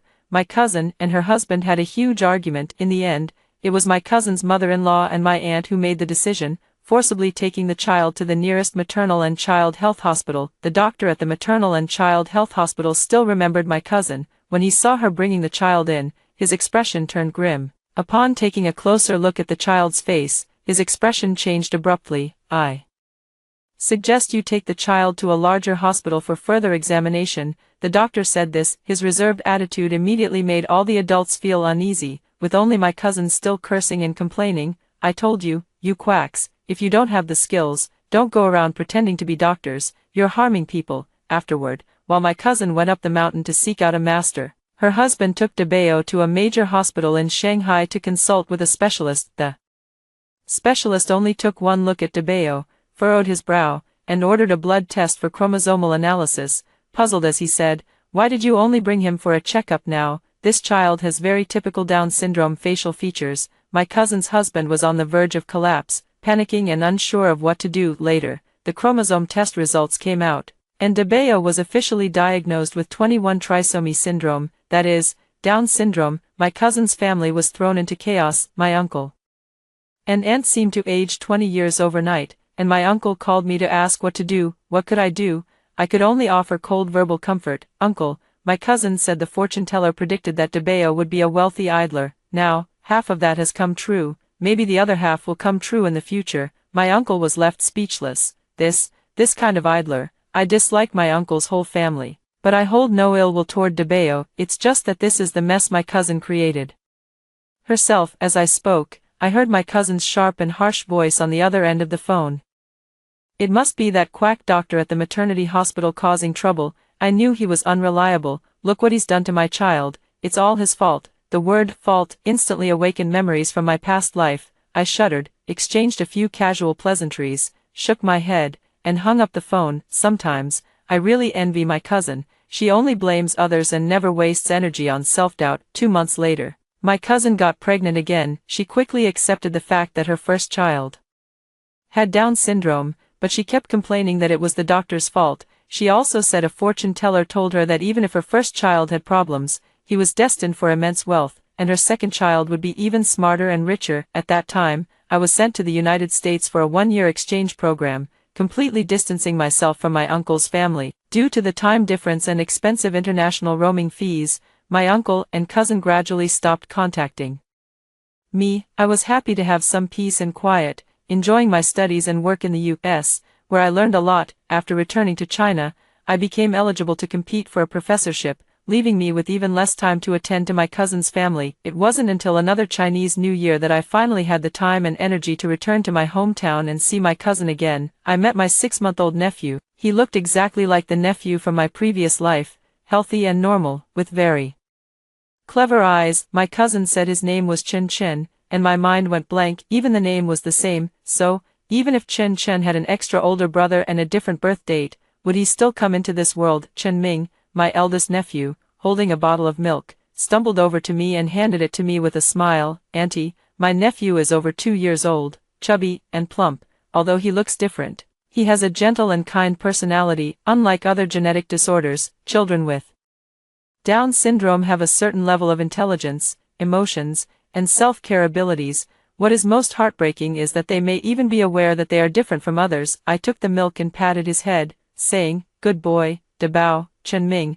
what are you doing out here? Go back to your room and stay there. My cousin suddenly raised her voice sharply when she saw him come out. Chen Ming was startled, shrinking his neck as he slowly turned and walked towards the cramped, narrow bedroom. The cousin took her younger son, Chen Chen, from her husband's arms, kissed him on the cheek, and proudly boasted with a smile, "Xiaoxia, look at my son, so handsome and well-behaved. The master said he's destined for great things in the future." I watched the saliva she left on Chen Chen's face, his skin flushed with an abnormal eczema rash. I opened my mouth to speak but decided against advising adults to kiss babies less. Forget it, if she loves to kiss him, let her kiss him more. I respect her. I just didn't expect that, after having a younger son, even my cousin, who firmly believed that her eldest son was destined for a life of wealth and leisure, would start losing patience with him. No matter what, people just can't help but show favoritism. My cousin gave up on her main account and switched to raising her alt account, putting a lot of effort into Chen Chen's education. When Chen Chen was in kindergarten, she suggested that Chen Chen's household registration be placed under my name, so that starting from elementary school, he could attend the affiliated elementary school of University B. I could practically hear her scheming over the phone. University B is one of the top 3 universities in the country, with its affiliated elementary and middle schools nearby, boasting excellent promotion rates and known as the cradle for University B students. As an associate professor at University B, any child under my household registration naturally qualifies to attend the affiliated elementary school of University B. In my previous life, out of family affection and pity for my cousin who had lost her first child, I took the initiative to have Chen Chen registered under my household. He attended the B University affiliated elementary school. Since my cousin was not in this city, I simply let Chen Chen live with me, educating and nurturing him from a young age. I was fully devoted to scientific research, with no intention of falling in love, getting married, or having children, so I treated Chen Chen as my own. Under my guidance, Chen Chen was quite promising. He eventually managed to enter the B University-affiliated high school without major issues and, in the end, barely made it into B University. At that time, I was already a well-known scholar in genetics and also the vice dean of the School of Biology at University B. For Chen Chen's future development, my cousin had him choose biology, and he even became my graduate student. I personally guided him in research, taught him how to write papers, helped him win scholarships, and made him an outstanding graduate. In the end, he took the newly developed poison from the lab and poisoned me to death. This time, upon hearing my cousin's suggestion, I pretended to be clueless. "No, sis, I'm registered under the school's collective household registration, so Chen Chen can't be added. Besides, I don't have my own house, so it's not convenient. Sis, maybe you should think of another way." I had been worried about this situation for years, so I moved my household registration into the school, kept saving money in fixed-term financial products, and invested in a company run by a friend. Anything but buying a house anyway. I have a dormitory at school. I'm not planning to start a family, and it's more convenient for my research. My cousin didn't expect that answer and was at a loss, murmuring, "Well, I'll have to think about it again." In the end, Chen Chen didn't come to study in my city but stayed at a local primary school in our hometown. For the sake of convenience in care, my cousin pulled some strings and placed Chen Ming, who had already attended 4 years of kindergarten and should have been in first grade long ago, into Chen Chen's class, so the 2 brothers could study together. She believed this would make it easier to look after them, and the master had said, when brothers are deeply connected, their strength can cut through metal. Supporting each other leads to boundless wealth. In the blink of an eye, Chen Chen was already in 2nd grade. Unlike in his previous life, without my guidance. His grades were not at the top of the class as they had been before, but only at an average level. Moreover, his parents were called to the school almost every month, either for quarreling with classmates or for getting into fights. The reason is his older brother, Chen Ming. 2 years ago, Chen Ming was pulled into Chen Chen's first grade class through connections arranged by their cousin, however, as a child with special needs. Chen Ming's intellectual development couldn't keep up, making it impossible for him to learn. Fortunately, he was well behaved and could manage basic self-care with some difficulty, but occasionally, he still couldn't control himself and would soil his clothes, so even at 8 or 9 years old, he still wore diapers. Having such a brother in class made Chen Chen the target of mockery and ridicule from his classmates. When Chen Chen moved up to second grade and Chen Ming remained in first grade, he felt a sense of relief. However, the news that Chen Chen from class 2 has a mentally disabled brother had already spread, and everyone used Chen Ming to make fun of him. Chen Ming didn't have an easy time in first grade either. He was much taller than his classmates and rather chubby. The first grade children were both afraid of him and curious about him. Once they got to know him, they loved to gather around and make fun of him. When he returned home, he kept repeating that he didn't want to go to school, and his cousins slapped him. I provide you with food, clothes, and education, and you still have the nerve to complain. Who do you think you are? Without me, would you even exist in this world? You're nothing but a burden. Chen Ming held his face in confusion, still not understanding why his mother had hit him. Ever since he could remember, his mother had been harsh to him, but his young mind didn't understand what harshness was. He only knew that this was his mother, and he loved her. Chen Chen came out of the bedroom and shouted, "Keep it down, I need to study." All right, sweetie, you study hard," his cousin said, trying to please him. Chen Chen glared at Chen Ming, slammed the door shut, and took out his phone from the drawer to continue playing games. When Chen Chen was in 4th grade, Chen Ming was still in 1st grade. He had been mocked for having a foolish older brother for 4 whole years and finally couldn't take it anymore, so he secretly beat Chen Ming up at school. Chen Ming lay on the ground, foolishly motionless, letting Chen Chen's fists land on his face, only looking confused. Halfway through the beating, Chen Chen suddenly felt it was all meaningless. If only this fool weren't in this world, he had this thought. Fortunately,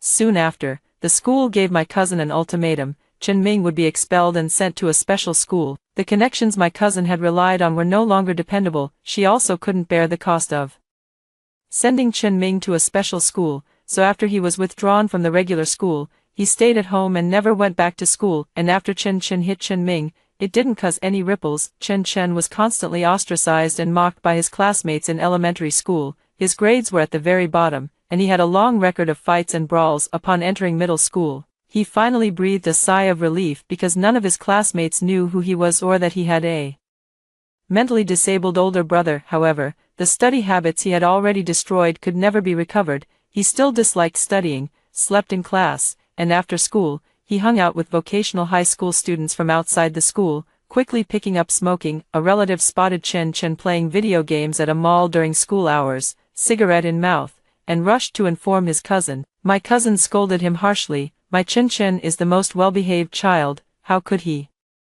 possibly skip class and smoke? You're just jealous because Chen Chen is going to make a lot of money to support me in the future.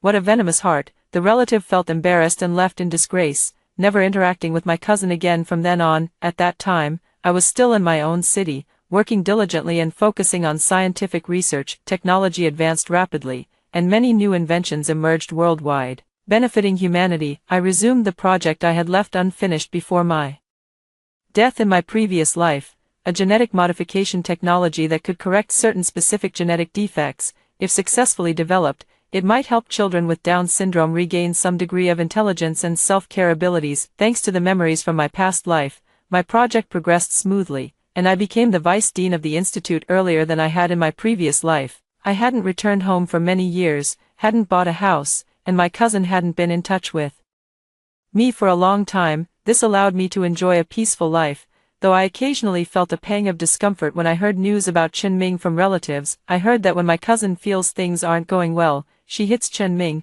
Chen Ming hasn't left the house in 6 months, and Chen Chen is afraid that if he goes out, classmates who recognize him might see him and embarrass him. I'm increasingly convinced that no matter how much a person grows up, their true nature is hard to change. A year later, my cousin suddenly called me. urgently asking to borrow money. I asked how much she needed. She opened her mouth and asked for 200,000. Of course, I have the money, but I won't lend it to her. In my previous life, I lent her 500,000 to buy a house for Chen Chen, but not only did I not get it back, I even lost my life. In the end, all my assets were swallowed up by their family. I pretended to be poor. Sis, a teacher's salary is really low. I don't have that kind of money at all, and even though I live in the school dormitory, I still have to pay rent. Look at me, I still can't afford to buy a house.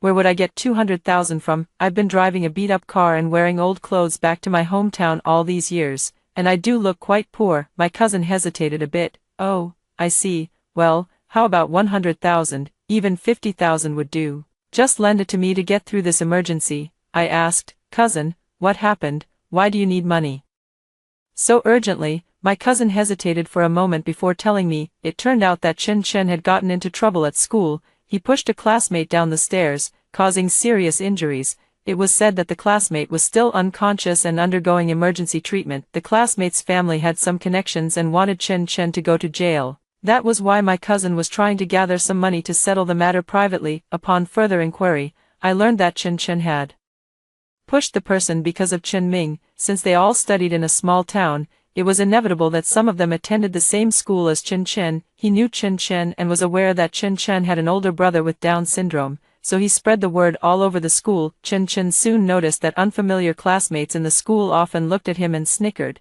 while his own classmates mocked him, asking if he had stupid genes. He quickly realized that it had still been discovered. He had a stupid older brother.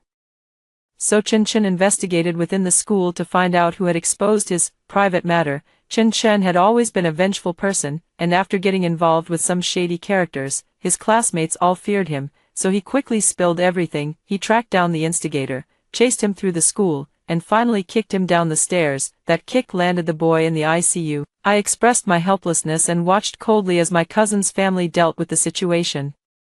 Fortunately, the classmate who was beaten woke up and was not seriously injured, but he had a scar on his face that could never be removed. The classmate's parents still refused to let Chen Chen off. In the end, my cousin and her husband sold their house to compensate the victim, and only then did Chen Chen manage to avoid being sent to a juvenile detention center. He was also expelled from school. In the end, my uncle pulled many strings to get him enrolled in a vocational high school. My cousin couldn't accept that Chen Chen ended up having to go to a vocational high school. She went into a frenzy at home and called me, saying, Xiaoxia, you're a university professor, and I heard you've even become a dean. You must have a way to get Chen Chen into your school. Can't you just figure something out? The master said, Chen Chen is destined for great achievements and a prosperous future. If you treat him well, he will surely treat you well in return. Look, you're not married and have no children. Won't Chen Chen be like your own child in the future? I found it amusing and almost laughed out loud. Sis,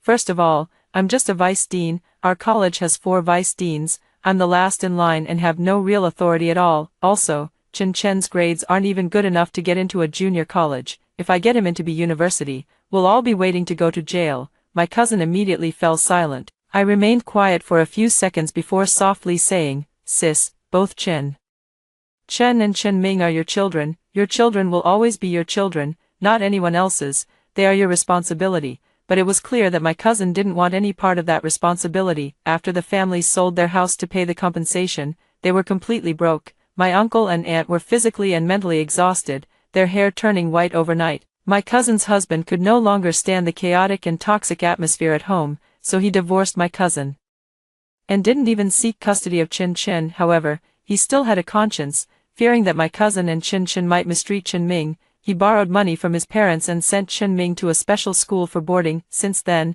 my cousin and Chen Chen have relied on each other for survival, but they have also wasted each other's time. I heard that the two of them live at my uncle's house, arguing all day long. Chen Chen heard from others that his cousin didn't undergo prenatal checkups, which is why Chen Ming was born. As a result, he became cynical all day long, blaming his cousin for not getting prenatal checkups and dragging the whole family down. My cousin, being sharp-tongued herself, retorted, You brat, if your older brother were normal, would you even be here? You shouldn't have come into this world in the first place. Chen Chen, upon hearing this, was both self-destructive and intent on hitting his cousin, and even his uncle and aunt couldn't hold him back. In the end, the elderly couple decided to wash their hands of the matter, giving them a sum of money to rent a place outside, just to have some peace and quiet for themselves. 3 years later, my gene modification technology was successfully developed, and in collaboration with relevant authoritative medical experts, it officially entered the clinical trial phase. I thought of Chen Ming. By this time, I hadn't been in contact with my cousin's family for a long while. I only heard occasionally from relatives that my cousin and Chin Chin fight with each other every day. Chin Chin dropped out of vocational high school and works as a shampoo assistant in a hair salon. My cousin is still muttering, saying that the master told her she is destined to have a noble son and can easily attain wealth and honor, so she is actively dating, believing it was her ex-husband's problem. She hasn't met her true love, and only her true love can help her give birth to a noble son. I asked my relative, what kind of person is this master, really? The relative clicked their tongue lightly and said, he's just a wandering monk from some temple in the village. He guessed the genders of a few people's children correctly, and the folks around started saying he's amazing, calling him a master. So that's how it is. He must be quite skilled at crafting his own persona and marketing himself, which is how he managed to deceive my cousin for so many years, making her suffer so much while still believing in him wholeheartedly. After returning from a seminar in Beijing, I saw a hunched, gaunt figure at the entrance of my dorm. He was crouched on the ground, his down jacket shedding feathers, looking utterly destitute, unlike the spirited and handsome young man from his previous life. Chen Chen in this life, though having the same face, carried an air of weariness and dullness. I clearly hadn't told anyone my dorm room number, and in this life, I had only met Chen Chen a few times, yet he managed to find it. Feeling a mix of surprise and suspicion, I called out softly, Chen Chen. As if just noticing my arrival, Chen Chen abruptly lifted his head, his eyes lighting up briefly before turning flustered. He whispered, Auntie, what are you here for? I didn't approach him, keeping a distance of 3 meters, and asked, how did you know I live here, Aunt? I remember now, Chen Chen whispered. My heart skipped a beat, and I pretended not to understand. Remember what? You used to be very good to me. Not like this now. I don't have a brother either. When I saw the school, I remembered.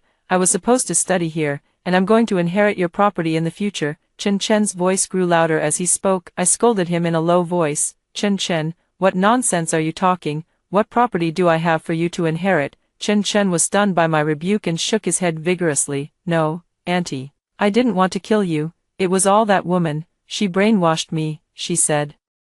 It was all your fault that my life is so exhausting. I watched coldly. I don't know what you're talking about, Chen Chen. It seems you're too tired. You should go home and rest properly. I moved closer to the railing and saw that security guards had already entered the dormitory building downstairs, letting out a sigh of relief. When I saw Chen Chen, I secretly sent a message to the head of the security department, asking him to bring some people over. Seeing my attitude, a flash of malice crossed Chen Chen's eyes, just as I was about to brace myself. I heard him shout, it's all that woman's fault. That idiot is her child. Without the two of them, I could have lived a good life. Definitely not like this, washing hair all day. My hands are peeling from washing. I took a step back, and the head of the security department had already emerged from the stairwell with security guards, standing right in front of me. You, what are you doing? You're not from our school, are you? The head of the security department shouted, pointing at him. I pretended to persuade him, saying, Old Lu, this is my nephew.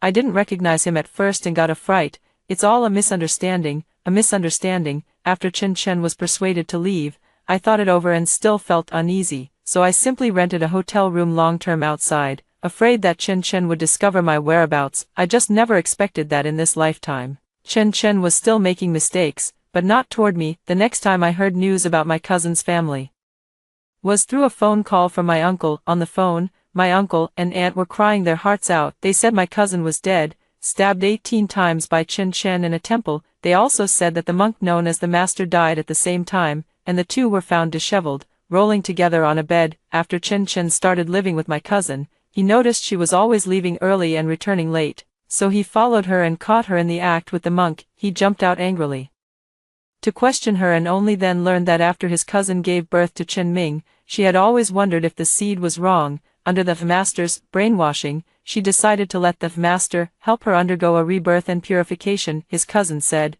just once, and you can be completely transformed. Not long after, you came along. The master is truly amazing. This time, she sought out the master, because she felt her life wasn't going well, and as she had grown older, she wasn't as beautiful as before, making it hard to find a high-quality man, so she wanted to ask the master for another rebirth and purification. The old monk naturally wouldn't refuse such a stroke of luck that came knocking on his door and immediately led her into the inner room of the temple. Upon hearing these words, Chen Chen was so enraged that he lost his sanity. After living for so many years, he had just learned that he might be the old monk's offspring. He grabbed a fruit knife from the room, rushed forward, and stabbed the old monk, striking him right in the heart and killing him instantly. His cousin was so frightened that she nearly fainted, but still fearing that Chen Chen might be discovered, she wanted to help cover up the crime. However, she never expected that Chen Chen hated her even more. He stabbed his cousin 18 times. He is 18 years old this year. One stab,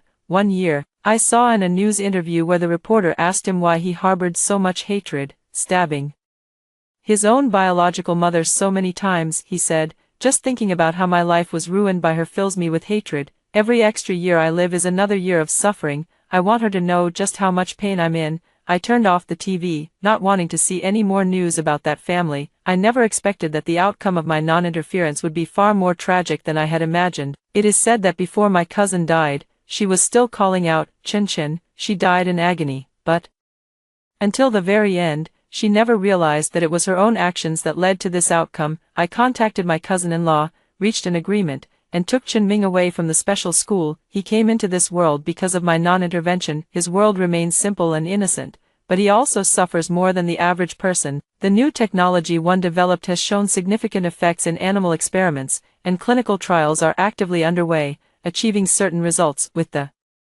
consent of my cousin-in-law and my uncle and aunt, I decided to let him join the experiment, hoping that this new medical approach would help improve his brain defects. Later, the experiment was very successful, and Chen Ming became the first child with Down syndrome to achieve significant intellectual improvement through this new technology. Although his motor skills remained weak and his appearance was still distinctive, his brain had been repaired by 90%, allowing him to live independently. While he may not be as intelligent as the average person, he is now able to communicate slowly and normally with others. I sent him back to school to continue his education. At the age of 30, he graduated from high school and found a job as a customer service representative for an online store. Although his responses were slow, his good temper and patience earned him 5-star reviews from customers. Major news outlets vied to report on him, turning him into an inspirational legend, a figure like Forrest Gump, who participated in various events and TV shows, earning a substantial amount of money. Chen Ming was deeply grateful and invested most of the money he earned into my subsequent experiments, supporting me in continuing my scientific research. I thought, perhaps the master wasn't entirely wrong. Now, Chen Ming truly lives a life of wealth and leisure. After hearing the second story above, what are your thoughts? Feel free to share your opinions in the comments section. Next, there is another similar story. Let's continue to see. My sister-in-law is pregnant with twins, but she's risking her life to give birth at the calculated time. It is said that a son born at that moment will be wealthy and noble for life. I advised her to give birth as soon as her water broke, otherwise the baby could suffocate and develop cerebral palsy. She listened and went into the delivery room. But after giving birth to twin daughters, she cursed me for ruining her fortune, saying I turned her son into daughters. My brother also blamed me for speaking too much, leaving the children with me and our parents, and taking his wife back to her family home. My parents are frail, so I had no choice but to take on the responsibility of caring for my 2 children. But as soon as the children started kindergarten, they couldn't wait to marry me off to a fool. The 2 nieces I raised by hand also complained that I had no money and took up space, urging me to marry quickly. I disagreed, and during the struggle, my brother pushed me off a high building, costing me my life. When I opened my eyes again, I had returned to the day my sister-in-law was giving birth. As soon as I opened my eyes, I heard the nurse's urgent voice, "The amniotic fluid has already broken. What are you all waiting for?" My sister-in-law, Ren Jia, was drenched in sweat from the contractions but still insisted, "No, we must wait until 6 in the afternoon, that's the calculated time, not a minute earlier." "Yeah, you're the aunt, don't you also think that giving birth at that time is the best for the child?" Facing my sister-in-law's face, filled with pain yet earnest hope, I quickly nodded. "Sister-in-law, you're absolutely right, everything is for the child, keep going." My words not only stunned Ren Jia for a moment but also shocked my brother and mother in the hospital room. Taking in their expressions, I understood clearly, they had indeed been setting me up from the very beginning. I had thought it strange earlier when my mother kept sighing and complaining in my ear that my sister-in-law had already started labor but insisted on waiting until 6 in the afternoon to give birth, saying she was too stubborn and not considering the child. I thought she said that because she wanted me to persuade my sister-in-law, but I never expected that after the child was born, not only did my brother and Renjia blame me, but even my mother cried and complained that I had spoken carelessly. However, when my brother and sister-in-law abandoned the child and left, she knelt down and begged me to help her. Feeling sorry for her, I had no choice but to help her take care of the 2 little babies, but I never thought that half a month later, she would use poor health as an excuse and leave both children entirely to me. Having been reborn and knowing they were acting, I naturally wouldn't be fooled again. Seeing that Renjia was about to say something more, I immediately said, "I'll go buy more diaper pads for my 2 nephews. My brother only prepared 1 pack, and it definitely won't be enough for 2 kids." Recently, I was laid off from my company and hadn't found a suitable job. As soon as I returned, I ran into Renjia giving birth. In my previous life, they didn't hold back either. Knowing I had some savings, they didn't buy most of the things needed for childbirth, just waiting for me. Later on, after leaving the child with me, they didn't contribute a single penny. Whenever I tried to ask them about it, Renjia would threaten to harm herself, blaming me for ruining the timing of her childbirth and turning her son into a daughter. My mother also took sides, urging me to endure it and not break up the family. Seeing that I wasn't cooperating, my brother and my mother exchanged a glance, and my mother immediately put on a pained expression, saying, "Buying things isn't urgent right now, the main thing is your sister-in-law. I also think sister-in-law is the most important right now. How about I go buy her some Red Bull, chocolate, and things like that, so she'll have energy when the time comes, and maybe some pregnancy milk powder or protein powder, she can have that after giving birth." No, Renjia's face twisted in pain, and she couldn't manage to say anything. In her previous life, at this point, she had already dilated 10 centimeters. They say that kind of pain is unbearable, but before she could finish, I turned and left the delivery room. However, I didn't go downstairs to buy anything. Instead, I headed straight for the VIP delivery room on the other side of the corridor. Near the fire exit in the delivery room, a man was on the phone. I overheard him say, "Don't worry, it's almost time here. Don't worry, I've arranged everything. When the time comes, the baby will be swapped." As he spoke, the man walked behind the fire exit. I wanted to follow him, but I thought it might be unwise to alert him prematurely. As I left, I noticed a girl inside the delivery room who was sleeping. She had an extremely large belly, looked exhausted, yet still carried an air of elegance. She must be the eldest daughter of the Jean family from my previous life, the one whose child was swapped, and who fell to her death before even finishing her postpartum confinement. Since I have a chance to start over in this life, I might as well find a powerful ally to rely on. After that, I went downstairs and found a company that collaborates with the hospital to provide nannies there. After a series of skill demonstrations, I obtained their company's qualification for home service. When the person in charge saw my educational background, CT, 6 certificate, and teaching qualification, they immediately beamed with a wide smile. "Coincidentally, we have a job here that we haven't been able to find the right person for." As expected, she recommended me for the VIP delivery room. In my previous life, I had accidentally learned that the nanny their family had hired suddenly fell ill and couldn't start work, and they were looking for a suitable replacement. A monthly salary of 50,000 is quite attractive, but unfortunately, at that time, I had no parenting experience at all and could only let the opportunity slip away. But this life is different. I raised a pair of twins single-handedly, not only ensuring their physical fitness far surpassed that of their peers, I also implemented bilingual education, allowing them to effortlessly engage in English conversations at a young age, making them widely recognized as little prodigies throughout the entire community. With the endorsement and packaging from the nanny agency, I quickly became a highly sought-after gold standard nanny, with a teaching certificate in hand and bilingual teaching skills. Such an opportunity is rare and hard to come by. When we arrived, Zhen Shuran was still asleep, and it was her husband, Feng Cheng, who met me. He appeared gentle and refined on the outside. If it weren't for the police announcement 3 years later in my previous life, which revealed his marital infidelity, his act of replacing his wife's child with his mistress's, and pushing his wife off a high-rise building, who would have known he was a wolf in sheep's clothing? Perhaps thinking I was young and easy to fool, and that I seemed dull and spoke little, Feng Cheng quickly decided to keep me. Just then, my mom's phone calls came in like crazy. I excused myself to go to the nurse's station to ask about Jinshuren's condition and stepped away to answer the call. Liang Yeye, did you drop dead somewhere while buying something? Your sister-in-law is giving birth, and you're running around all over the place, nowhere to be found. Do you even have a conscience? Mom, listen to you. It wasn't me who got my sister-in-law pregnant. Besides, she and my brother decided they wouldn't give birth until 6 p.m. It's only 2 p.m. now, still early. What help could I possibly be if I went over? All right. I can't talk now. I just got a job interview invitation, and I need to prepare. Once I make some money, I'll buy longevity locks for the nephews. Okay. After saying that, I didn't care how hysterical she was on the other end and hung up the phone directly. When she called again, I turned off my phone. After that, I checked my outfit. I was wearing the uniform set for childcare workers from the housekeeping company. My hair was also tied up and covered with a dust cap, and I had a mask on my face. With this outfit, even if I passed by my mother, she might not recognize me. Thinking this, I swaggered out as I approached the ward where Renjia was. I heard a terrifying scream coming from inside. I can't take it anymore. I can't hold on any longer.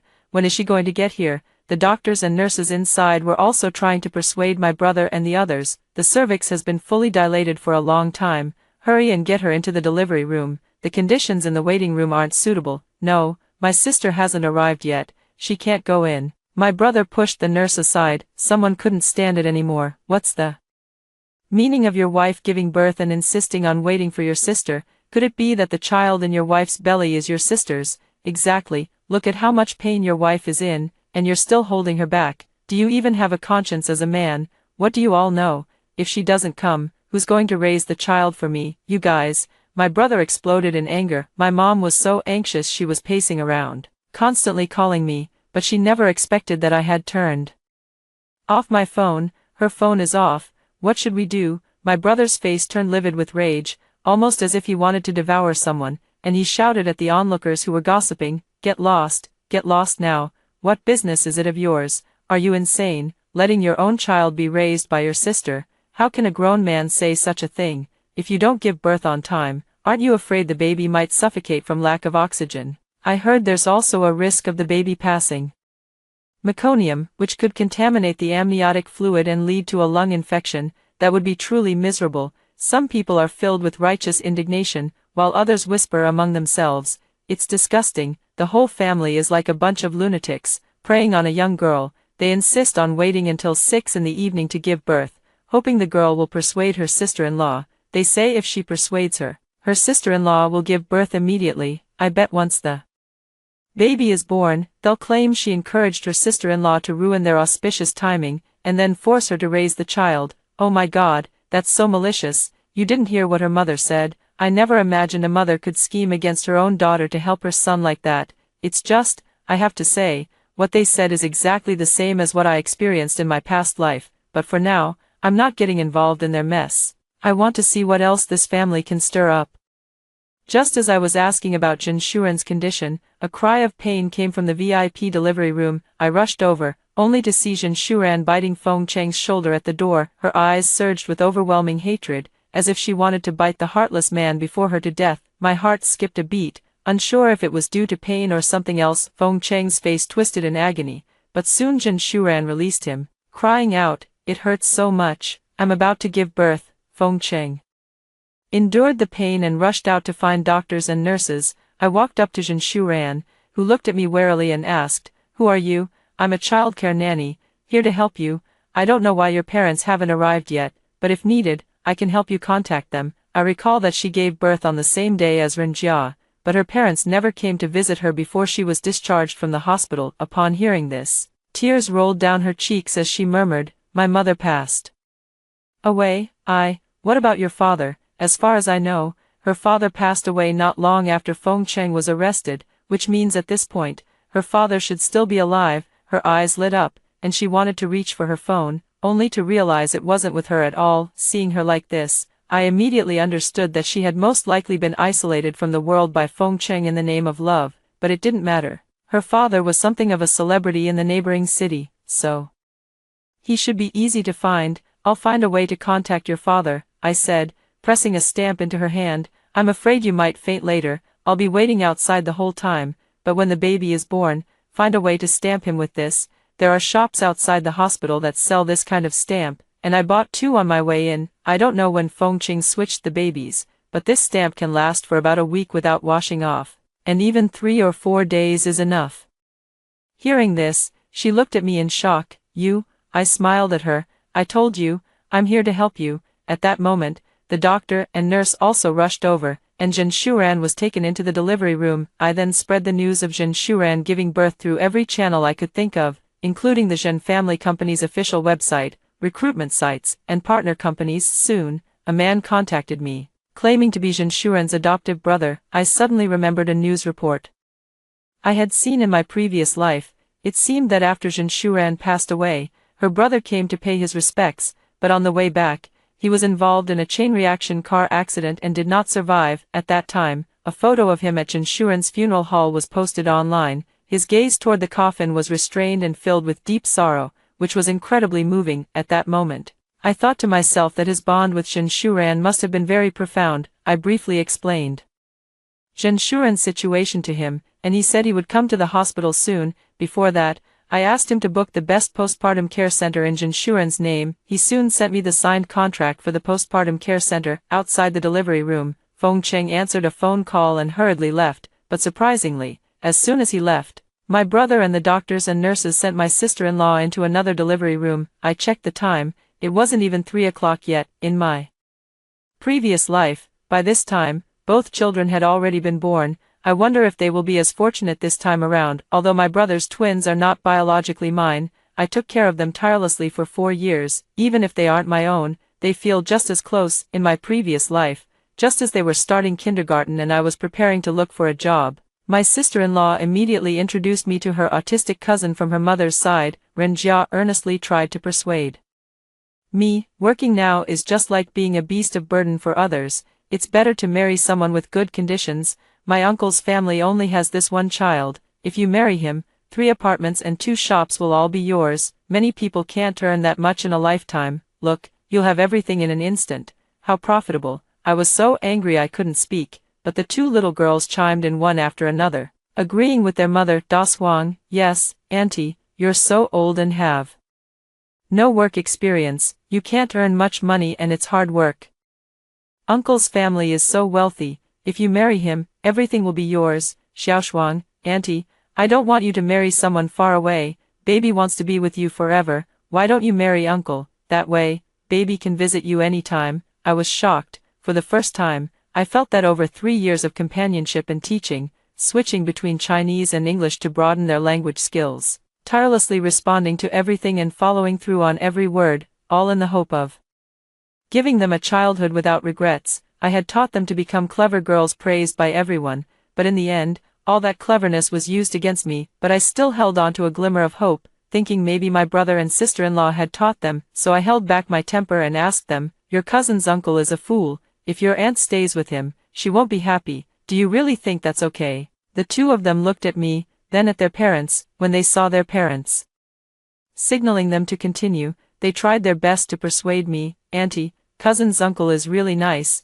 He even gives us candy. His family is rich, so in the future, whatever we want, you can buy it for us without even having to bargain. Isn't that great?" Little Shuang looked aggrieved. "Yes, Auntie, we only have a few rooms at home. Do you really want to squeeze in with us forever?" Big Shuang looked expectant. "If Auntie gets together with uncle, we could move into a big house." "Auntie, I want to live in a big house. I want to live in a big house too, Auntie." Listening to their whining, I felt a chill run through my entire body. It was only then that I realized that children who aren't your own can never truly be raised as your own. No matter how well you treat them, it can't compare to a word or 2 from their parents. They may be young, but just like their parents, they are terrifyingly pragmatic. My mom chimed in. "Ren Yong is just a quiet kid, but he's a good person, and he's tall. Any children you have in the future will surely be just like him." I thought they were completely insane. Just like him with autism, needing someone to feed them at 30. At that moment, my father, who had been playing dead all along, suddenly became assertive. "How dare you speak to your mother like that? Do you even have any manners? Your mother only found this family for your own good. Just look at yourself. What kind of state are you in, disheveled and unkempt? You Don't even look like a girl anymore. You should be grateful that someone is willing to take you. What kind of person do you think you can find? If you want to marry, go ahead and marry. Just don't drag me into it." I wanted to leave, but my father and brother disagreed. I got into a conflict with them, and my brother accidentally pushed me down the stairs. In the end, they claimed I had fallen to my death by accident. Anyway, I've long been utterly disappointed with my family. Whatever they do has nothing to do with me. But shortly after Renjia went in, a nurse hurriedly came out pushing a small baby.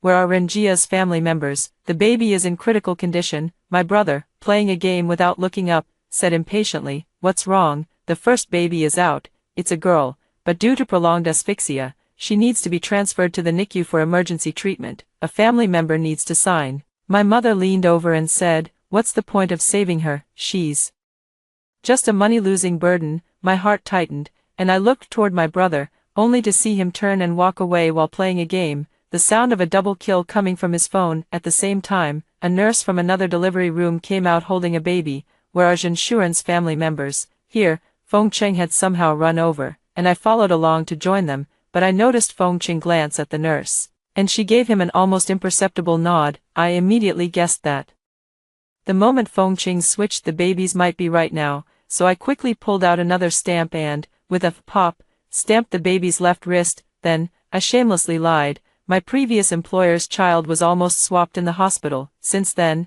I've made it a habit to bring a stamp to mark newborns. The hospital won't object, will they? Upon hearing this, the nurse froze completely, while Feng Cheng looked at me with utter disbelief. I didn't pay him any mind and kindly helped him out of the awkward situation. It's normal not to know how to hold a child when you're a first-time father. Let me show you. With that, I skillfully took the child and, under Feng Cheng's astonished and furious gaze, said to him with a serious expression, "Just like this, try to relax a bit." If looks could curse, I think Feng Cheng's would have been quite profane, but this was just the beginning. There would be plenty more for him to curse about later. I saw that Feng Cheng had no intention of taking the child, so I didn't press him. I handed the child to the nurse and said, "Please take the child back to his mother." "Thank you." The nurse anxiously looked at Feng Cheng. He had no choice but to glare at me resentfully before letting her take the child back. As soon as the nurse left, he turned to me with a cold expression and said, "You're fired." "I'm sorry, Mr. Feng. I'm not sure what I've done to displease you. Could it be because I marked the young master's hand? Are you not worried that he might be swapped, or perhaps?" Before I could finish speaking, Feng Cheng pointed at me through gritted teeth. I said, "You're fired. Get out of here now. Terminating the contract without cause requires a penalty of 30%. Will you pay in cash or scan the code?" Without further ado, I took out the contract and handed it to him. He probably didn't want to get tangled up with me any longer, so he pulled out his phone and prepared to make the payment. I kindly reminded him, "My monthly salary is 50,000, 30% of that is 15,000, for today's half-day work. I'll just give it to you as a gift." Feng Cheng nearly choked with anger, but he still paid me quickly, shooing me away like a fly. I'm a straightforward person too, so I took the money and left. Before leaving, I saw another child being wheeled out of Renjia's delivery room. The nurse was still trying to persuade my mother and brother, saying there was still hope for the child's rescue, but my mom and my brother were both very cold, saying there was no need to rescue them. If they could survive, they'd survive. If not, it was their fate. And anyway, the family had no money, so they've made up their minds to give up on the two children. But what was even more surprising was that Renjia, due to a prolonged labor, experienced poor postpartum uterine contractions, leading to massive bleeding. She was rushed to the emergency room right after leaving the delivery room. I didn't pay any more attention to the mess in my family. I guess Feng Cheng's illegitimate child must be in the hospital now, but I just don't know where, so I spent some money and hired a few idle nursing assistants, asking them to keep an eye on Feng Cheng's movements. I secretly told them that the man in the VIP ward wanted to replace his legitimate child with an illegitimate one, and that his mistress was likely giving birth in this hospital. He was a real scoundrel. Middle-aged aunties love gossip like this, and I made up some more stories about Feng Cheng and his mistress. The aunties were filled with a sense of justice and started keeping tabs on Feng Cheng for me. I asked them to keep it confidential and to inform me immediately if anything came up, promising them a big red envelope as a reward. Sure enough, not long after, someone noticed Feng Cheng meeting with the family of a postpartum woman from the floor above. The woman showed her child to Feng Cheng, and after a brief conversation in the fire escape, they quickly parted ways. I asked the aunt to help me inquire about the postpartum woman's situation and then sent her information directly to Zhen Shuren's adoptive brother,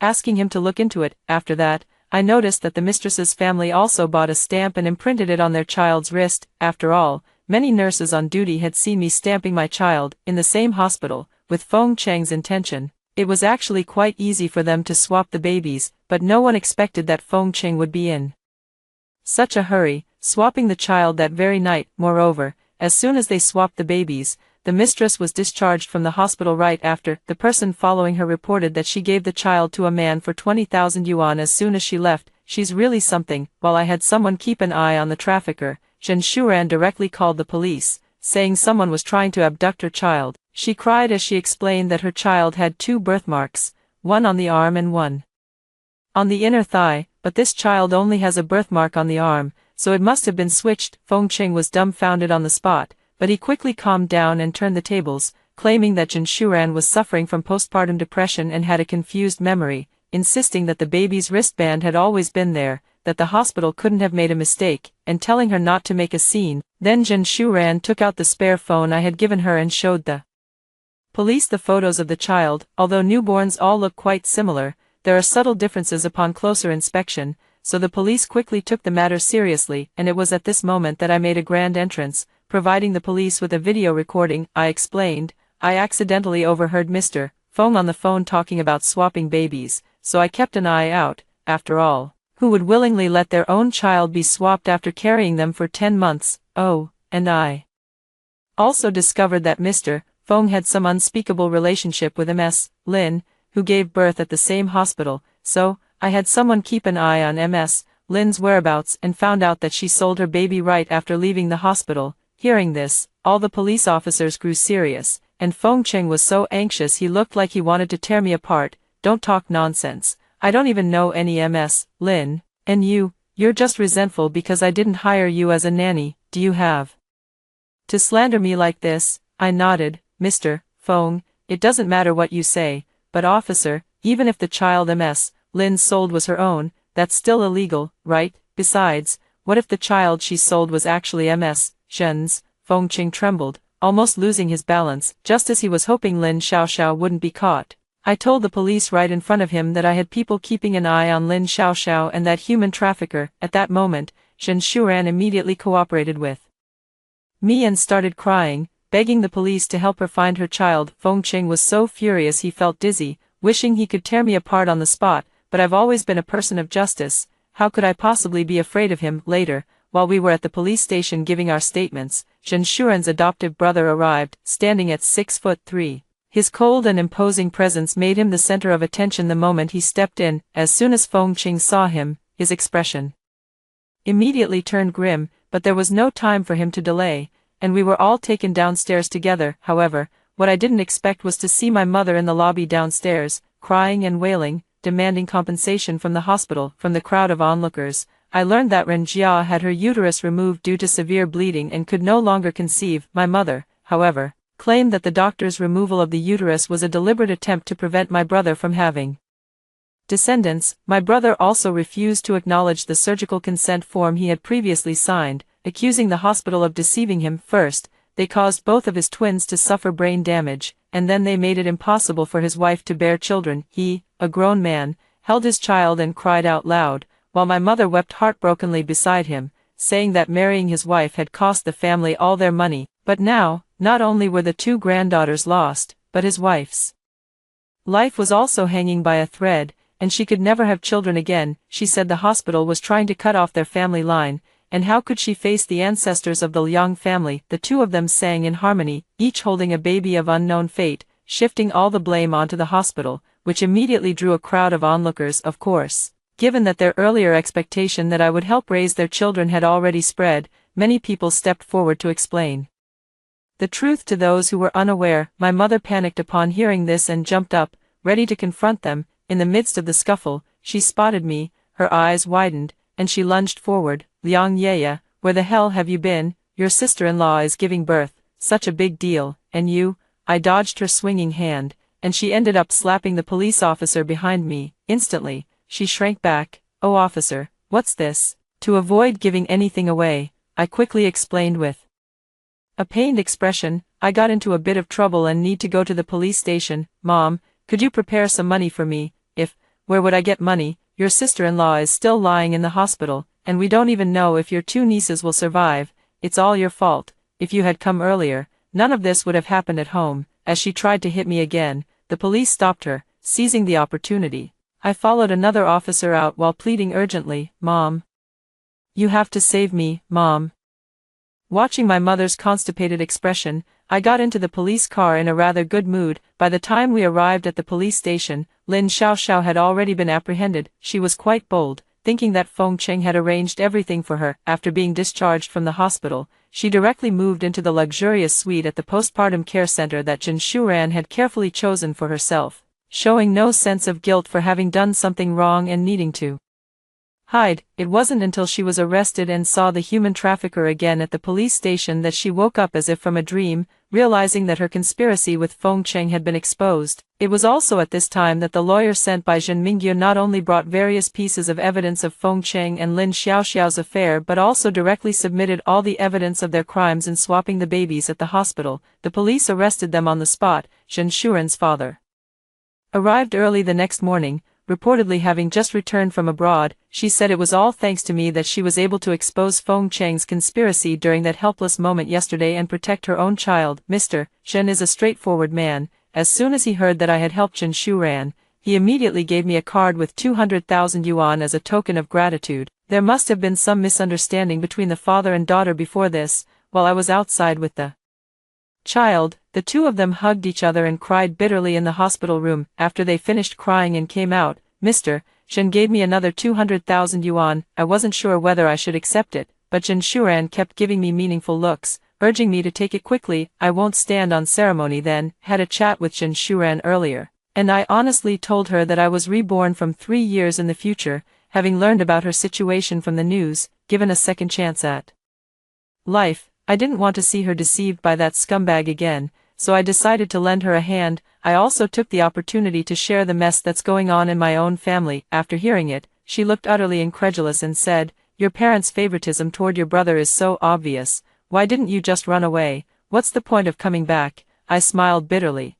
wanting to say that if my parents had been completely unkind to me, I might have truly left long ago, but the most terrifying thing is that they showed me a little kindness, which is why I couldn't just walk away without a care. She had no words to respond, so she told me some things about her rebirth, but she never expected to be reborn just 1 second before giving birth. Fortunately, I arrived in time. Otherwise, even with her rebirth, she would likely have had to expend a great deal of effort to bring Feng Cheng and the others to justice under those circumstances. She said her previous life was like being cursed by someone. She didn't know her child had been swapped. She didn't know the nanny she had arranged for had been replaced, and she didn't even know that the postpartum care center she had chosen had been taken over by Lin Xiaoxiao. In her previous life, Feng Cheng lied to her, saying that the postpartum care center she had booked was under investigation for child theft. In a hurry, he booked her a postpartum care center in a remote suburban area, claiming it was a villa environment surrounded by mountains and water, far from the hustle and bustle. In reality, it was so remote that even getting a taxi was difficult. This was also one of the key reasons why, when she discovered Feng Cheng seemed to be cheating and argued with him, wanting to leave but finding herself with nowhere to go, he pushed her from a high-rise building. No one found her for a long time, and she ultimately lost her life. She said she was like a foolish blind person, being manipulated by Feng Cheng and even helping him count the money. If it weren't for the dowry she brought, Feng Cheng's family company would have gone bankrupt long ago due to a funding shortage, but she was blind in both eyes and mind, stubbornly willing to be the love-struck fool. She even ended up harming Zhen Mingyue because of it. I originally wanted to say that her father also passed away after avenging her, but I thought about it and didn't say anything. After all, that was all in the past life. As long as we're all doing well in this life, that's what matters. After that, I became Zhen Shuren's best friend and nanny. She paid me a monthly salary of 100,000, and all I had to do was chat with her, practice yoga, and play with the baby. I have to say, high-end postpartum centers are really something else.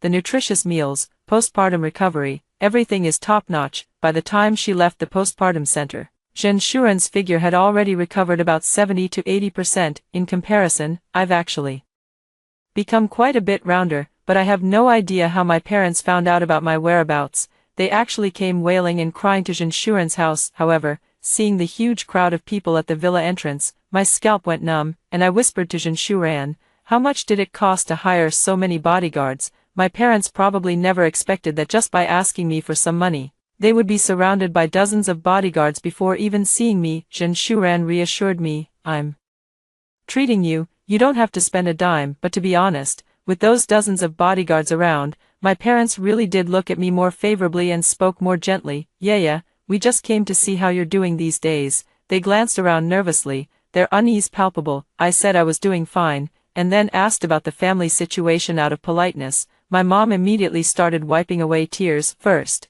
she recounted how Renjia, by insisting on having children at a certain time, ended up with both children suffering from cerebral palsy and even had to have her uterus removed. Then, she shifted the conversation to express sympathy for my brother. Your brother has it so hard. Renjia has brought so much trouble to our family, yet she still doesn't know better. She causes a scene at home every day, making it impossible for your brother to even come home. I haven't seen him in days. I casually agreed with her a few words, then heard her say, in my opinion, since she can't have children anymore, there's no point in keeping her. Why not just have your brother divorce her, then we can find him a new wife. Do you know anyone suitable around you? As she spoke, she glanced in Zhen Shuren's direction several times and whispered, I heard your employer's husband cheated and is in the middle of a lawsuit. Maybe we could introduce her to your brother later. I never expected my mother to have such an idea. I was so angry I laughed and immediately turned hostile. Liang Bin is lazy, ugly, and has violent tendencies. He's only a treasure in your eyes. In society, he's nothing but a tumor. How dare you even think of matching him with Miss Zhen? Probably not expecting me to be so blunt in my retort, my mother froze for a moment, but having long been accustomed to acting as the superior in front of me, she immediately swung a slap at me, though it was intercepted before it could land. The bodyguard grabbed her hand and, in the blink of an eye, dislocated her joint. Her agonized scream instantly filled the room. Seeing my mother incapacitated in the blink of an eye, my father was so terrified that he shrank back on the sofa, not daring to move a muscle. Like a quail, I sighed and helped my mother up. Mom, look at you, really, this is at the employer's house, and their bodyguards are no pushovers. Do you think I'm still at home, letting you do whatever you want? You're just asking for trouble. My mother was in so much pain that cold sweat dripped down her face. After she had recovered a bit, the bodyguard who had dislocated her arm snapped it back into place with 2 quick movements, causing her to let out another scream of agony. But after this incident, she no longer had any wild ideas. Before leaving, she gritted her teeth and asked me when I would be on vacation, wanting me to go back and help her. From what she said, it seemed the 2 babies had nearly driven her and my dad crazy, and they were waiting for me to return and take over. I gave her a couple of perfunctory replies, and though she knew it, she dared not voice her anger. In the end, she still wanted to ask me for money, but I had just started working and hadn't received my salary yet. Where would I get the money to give her? They returned in defeat, and Zhen Shuren and I left this place half a month later, heading to the neighboring city. After that, if they wanted to find me, it would depend on luck. After returning home, Zhen Shuren gradually took over the Zhen family with the help of Zhen Mingyu. Later, her father tried to match her with Zhen Mingyu, but she didn't agree. After all, having lived a second life, in her view, what is more important than money? Even though Zhen Mingyu was good-looking and had always silently supported her, she remained completely unmoved. It wasn't until someone tried to take him away that she realized her own heart, and thus began the journey of chasing her husband through the crematorium. Of course, all of this came later. Throughout this process, Zhen Shuren never forgot about me. She funded me to start a home service company, with the business mainly divided into 2 areas, clothing organization and high-end nanny services. Thanks to the connections of the Zhen family, my business has been exceptionally successful since its opening. Within less than half a year, I opened a branch, and my career was thriving. When Zhen Shuren's son was 1 year old, Feng Cheng and Lin Xiaoxiao were not only sentenced for trafficking infants and young children, but even the Feng family company faced continuous setbacks and soon teetered on the brink of bankruptcy. Zhen Shuren wanted to divorce Feng Cheng, but Feng Cheng had one condition. He wanted Zhen Shuren to go see him. Just as we both guessed, as soon as they met, Feng Cheng broke down in tears, begging for forgiveness. Zhen Shuren slapped him a few times, telling him that with such a major mistake, filing for divorce was a done deal. Whether he agreed or not didn't matter much, the main reason she came to see him was to give him those slaps. At this point, the matter between Jin Shuran and Feng Cheng was considered closed. As for my parents and my brother and sister-in-law, it's said that my brother has been insisting on divorce because Ren Jia can no longer have children. My parents added fuel to the fire, causing quite a stir between the two families. Ren Jia even posted their plan to have children and have me help raise them online,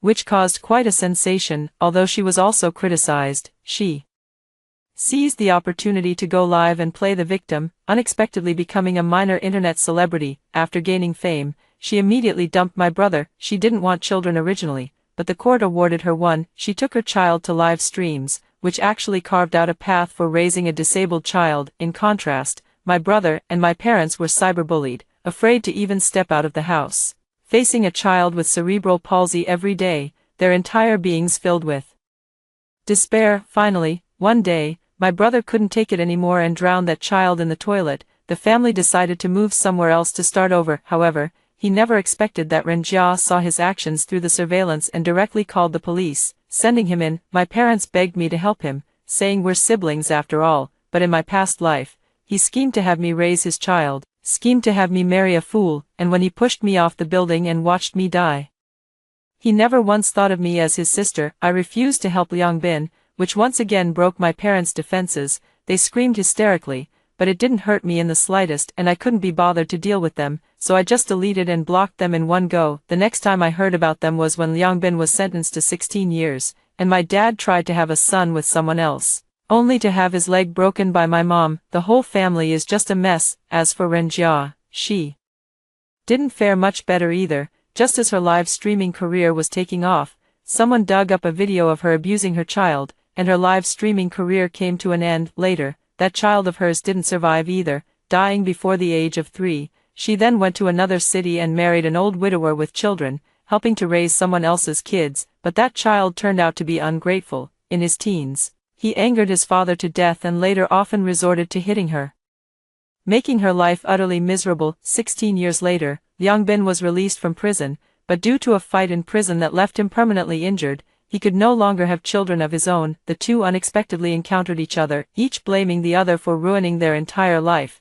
They fought like enraged roosters, ultimately tumbling down the stairs to their deaths. As for me, after breaking free from them, I achieved success in both career and love, becoming a true winner in life. After hearing the stories above, what are your thoughts? Feel free to share your opinions in the comments section. Looking forward to hearing from you. If you liked this story, don't forget to like it, share it, and subscribe to my channel. See you next time.